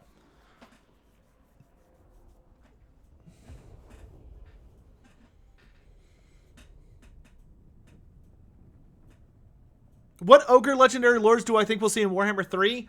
Dylan, I feel very confident predicting that the 2 starting Ogre Lords are going to be... Oh, come and get it, Throg. I may be wounded, but I can still whoop your butt. I feel very confident predicting that the Ogre characters are going to be Greasus Goldtooth, the Over-Tyrant, and Scrag the Slaughterer. Which Scrag is spelled S-K-R-A-G if you want to look him up. Scrag is hilarious. He's the prophet of the Great Maw, so he's basically like their religious leader, but he's also like this he's like this super fat butcher, so like he like cuts stuff up and like makes food out of whatever he's fighting, but he lost his hands. His hands were bitten off a long time ago, so he has like stumps that he has these big like butcher knives and hooks on. and he, because he doesn't have hands, he had his maw pot, so his giant cooking pot, chained to his body, and he just lugs it around, and then when he's in combat, he like chops people up and just shovels them into the maw pot, so that he can build up magic to channel the power of the Great Maw. He's a ridiculous character, but I love him. Really, not Goldfag? No, I think Goldfag's going to be a DLC Lord, not a starting character.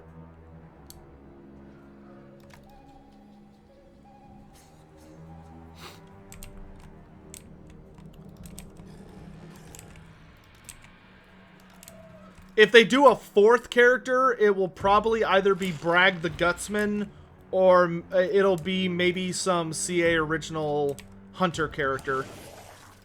Because I don't think Gerard the Red is around anymore, but he might be, but I don't think he is, if I remember right. I think Gerard the Red was the original Hunter, not the current Hunter character.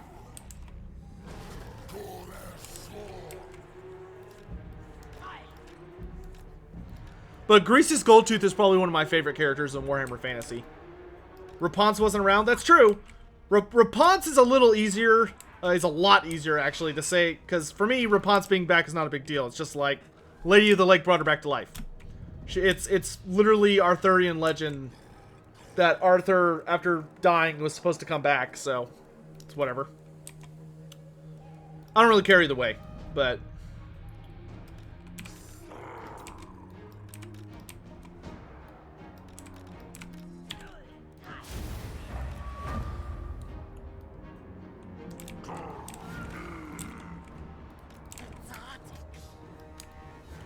Alright, Throg, come and get it. Oh, he's got a giant. Look at him.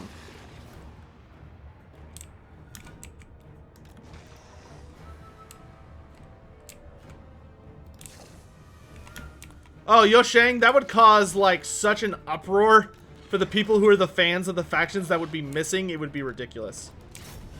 Mammoth. Giant. Mammoth. Oh, boy. Ah, you missed me.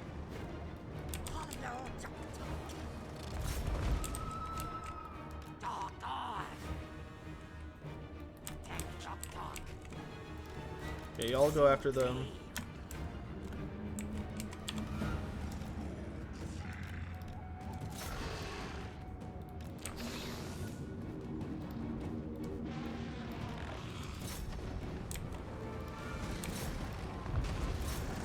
Counter charge!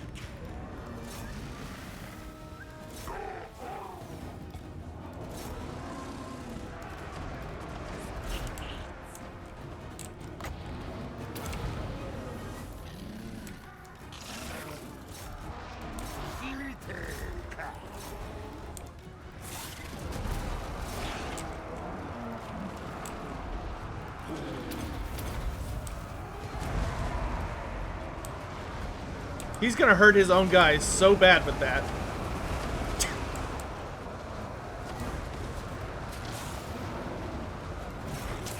Get rid of those mammoths.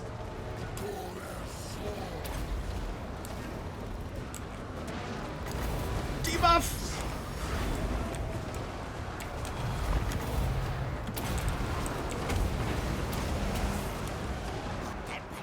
Unleash all the magic.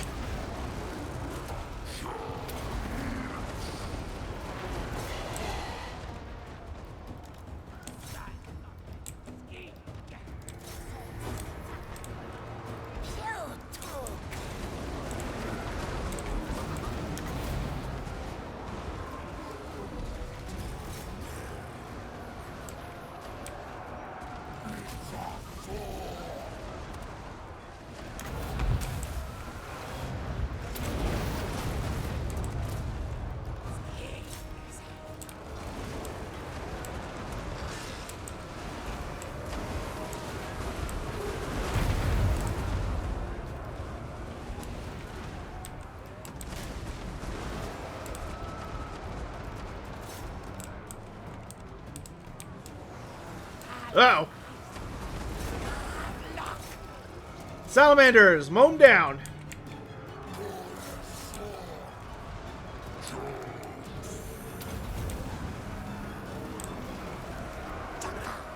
Alright, let's give ourselves a little space to work with. Get out of there.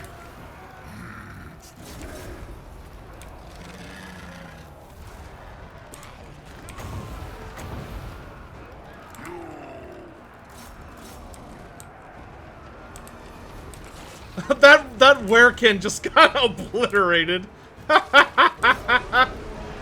He's just like, oh god! Fire, my only weakness.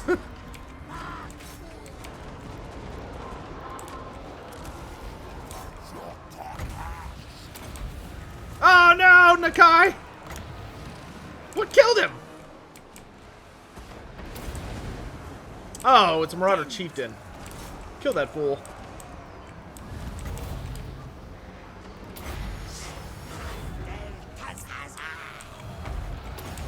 You're gonna pay for that, sir.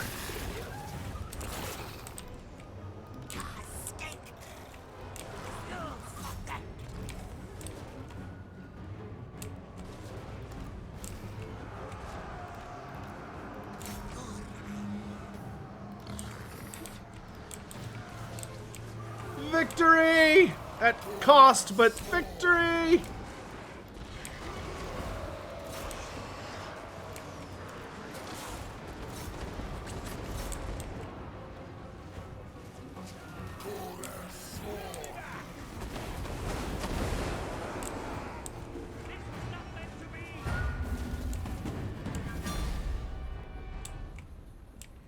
Good work, boys.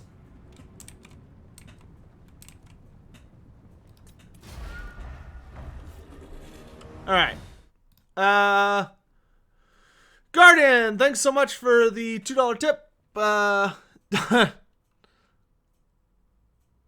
Oh man. The the female ogre, yeah. Such a goofy character. Games Workshop made like an exclusive female ogre character that's like, it's like an ogre dressed up in like a cooking outfit with like a giant rolling pin as their weapon.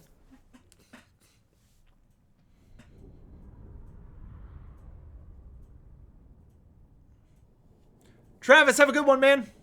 Thanks for coming by. Are Vermin Lords the tallest demons? Not out of all demons, but they are very tall. Maybe an exalted Vermin Lord would be the tallest.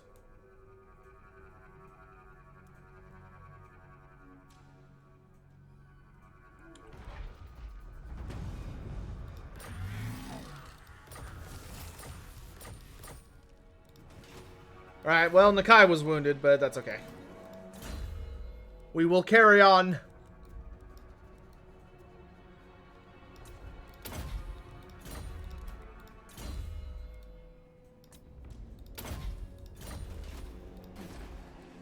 Man, I wish the Lore of Heavens attribute... Oh, dang it, I don't have Lightning Strike, so that's not gonna work. Boo. Alright, we'll just heal up until Nakai's back. None of those are gonna do anything that I want. You did your job. Good job.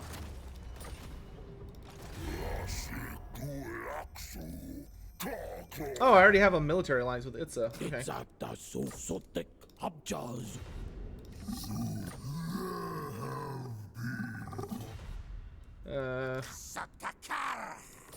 Sotek lot fisma alsek. Uh-huh.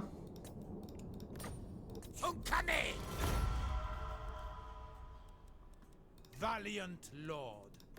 Welcome to fair Britonia. Military alliance. Okay, if you'll pay me money. Actually, you know what? No, let's just do a non-aggression pact so that you'll pay me more money. Yes. Alright. He sounded so, like, not happy about that. Defender of the Ever Queen. You approach a dark throne. Mistress of, you have my undivided attention. Man, I'll tell y'all what. I really hope the upcoming DLC is Grom the Paunch. And if it's Grom the Paunch, I pray they put him on Ulthuan. Just so there is something keeping the elves in check. Because I hate how strong the High Elves are in the game right now. Just because nothing ever challenges them. Because, like, they're the only actual faction on the island. It drives me nuts.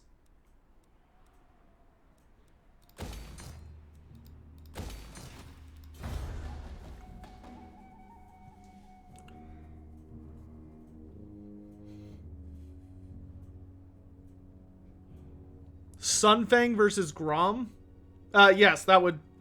Grom, if Grom fought Tyrion wielding Sunfang, Grom would definitely die.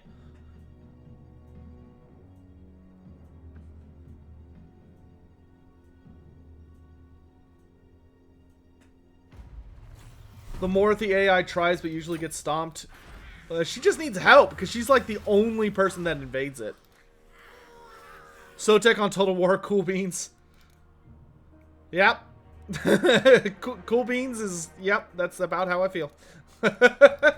I'm happy to be here though. I appreciate them inviting me on. Which, speaking of which, guys, we're pretty much out of time. I mean, we've got a little bit of time left to do kind of some last, maybe like one more battle or some last second things, but if y'all have any questions that you'd like to get answered about Age of Sigmar or Warhammer or Total War Warhammer, now's the time to ask, because I'm only on here for 7 more minutes. My time is coming.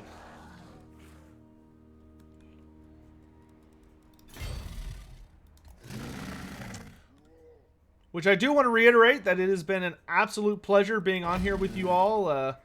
Y'all have been a courteous audience. I don't know how many people we have watching, but well, it looks like we've got about 200 people on Total War and another 50 or 60 over on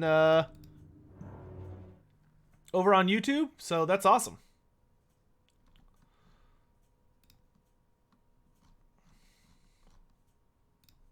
Why only 7 more minutes? Oh, because I can only do... I mean, I'm only on here for so much time. I don't live here. I'm just visiting.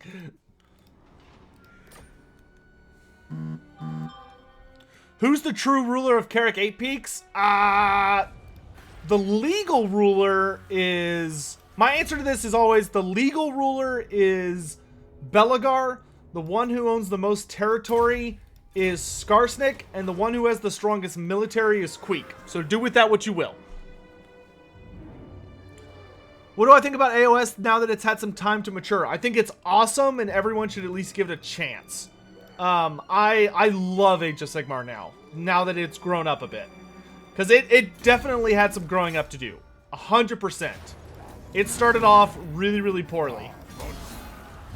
And I will be the first to say that loud and proud, that Games Workshop handled the end of Fantasy going into Age of Sigmar terribly. And it was an embarrassment. But they did finally clean their act up. What is Age of Sigmar? Age of Sigmar is a fantasy IP that was... It's replaced Warhammer Fantasy. It's the continuation of Age of Warhammer Fantasy. When's the next Cast Hammer? I don't know. Ask Italian Spartacus. I think we're recording it today. Don't quote me on that, though. Why did Queek never take 8 peaks until the end? Because anytime Queek would start to take 8 peaks, Skarsnik would out-tactics him with an ambush or other clever ploys that would end up causing Queek to lose a pivotal amount of territory, or he would throw everything he had at the Dwarf High King, or the Dwarf King Belagar, and then Skarsnik would stab him in the back. Or he would finally make some headway and then get called away to a special mission or to do something for, ooh, an Ancient Stegodon, or an Angel of the Gods, for his boss. And then while he was gone, his incompetent underlings would lose all of the hard-earned territory he just got. How did Skarsnik's pet die? Gobla? Gobla was killed because he... while there was a big fight going on, Gobla devoured a Clan Molder general.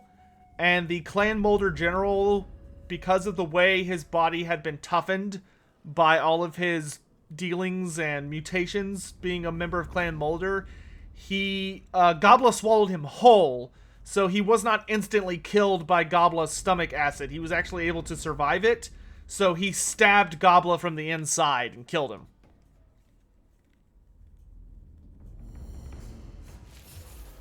Do I think we'll ever see Total War Age of Sigmar? Maybe in like a decade. Maybe. Or like 8 years. Definitely not anytime soon. Same excuse as Thankful, it's my underling's fault? Yes, but in Queek's case, it's actually kind of true a lot of the time. Thankful, I feel like, kind of fudges a bit what exactly went wrong.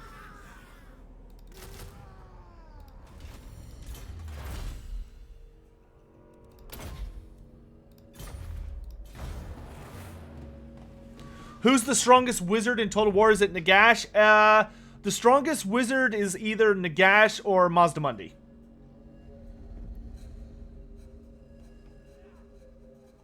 Those two are kind of on their own planes. Who is Thankful? Thankful is the most famous of the Skaven characters. He is the Greyseer special character, and he is beyond infamous. Just beyond infamous. Because he does a lot of really crazy, goofy stuff. Mazdamundi is on Nagash's level. QWERTY Canon, Mazdamundi created a sentient mountain range. By himself. There was a massive Dark Elf invasion of Lustria that was getting close to Hexadol. And Mazdamundi was just kind of like, oh, the prophecy says I should probably do something about this. Alright, boop, and just created a mountain range and they all died. Because they couldn't find their way through a mountain range that was constantly changing itself to thwart their efforts to get through it. And that mountain range is known as the Grey Guardians. Yeah, Mazdamundi is kind of ridiculous. Who is Queek's boss? Queek's boss is the Warlord of Clan Moors. Which the Warlord of Clan Moors is Nodwell.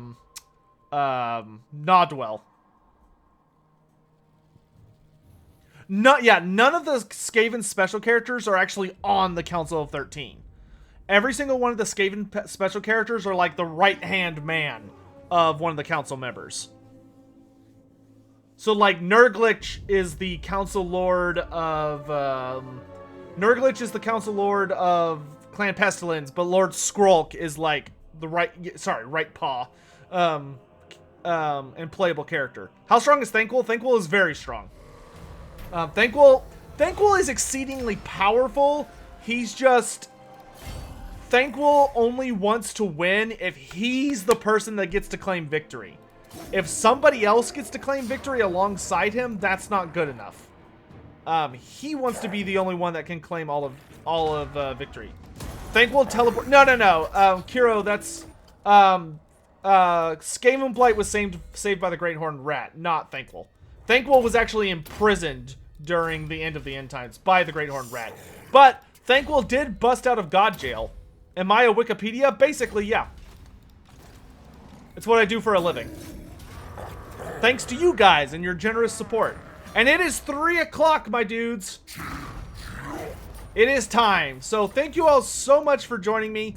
It has been a really fun, 3.5 hours just hanging out with you guys, playing games, answering questions. But unfortunately, it is my time to go. So thank you all so much for watching. If you enjoyed this, please consider dropping by my YouTube channel, which you can find at Loremaster of Sotek on YouTube. Or you can find me at twitch.tv/Loremaster of Sotek. I always stream on both YouTube and Twitch at the same time.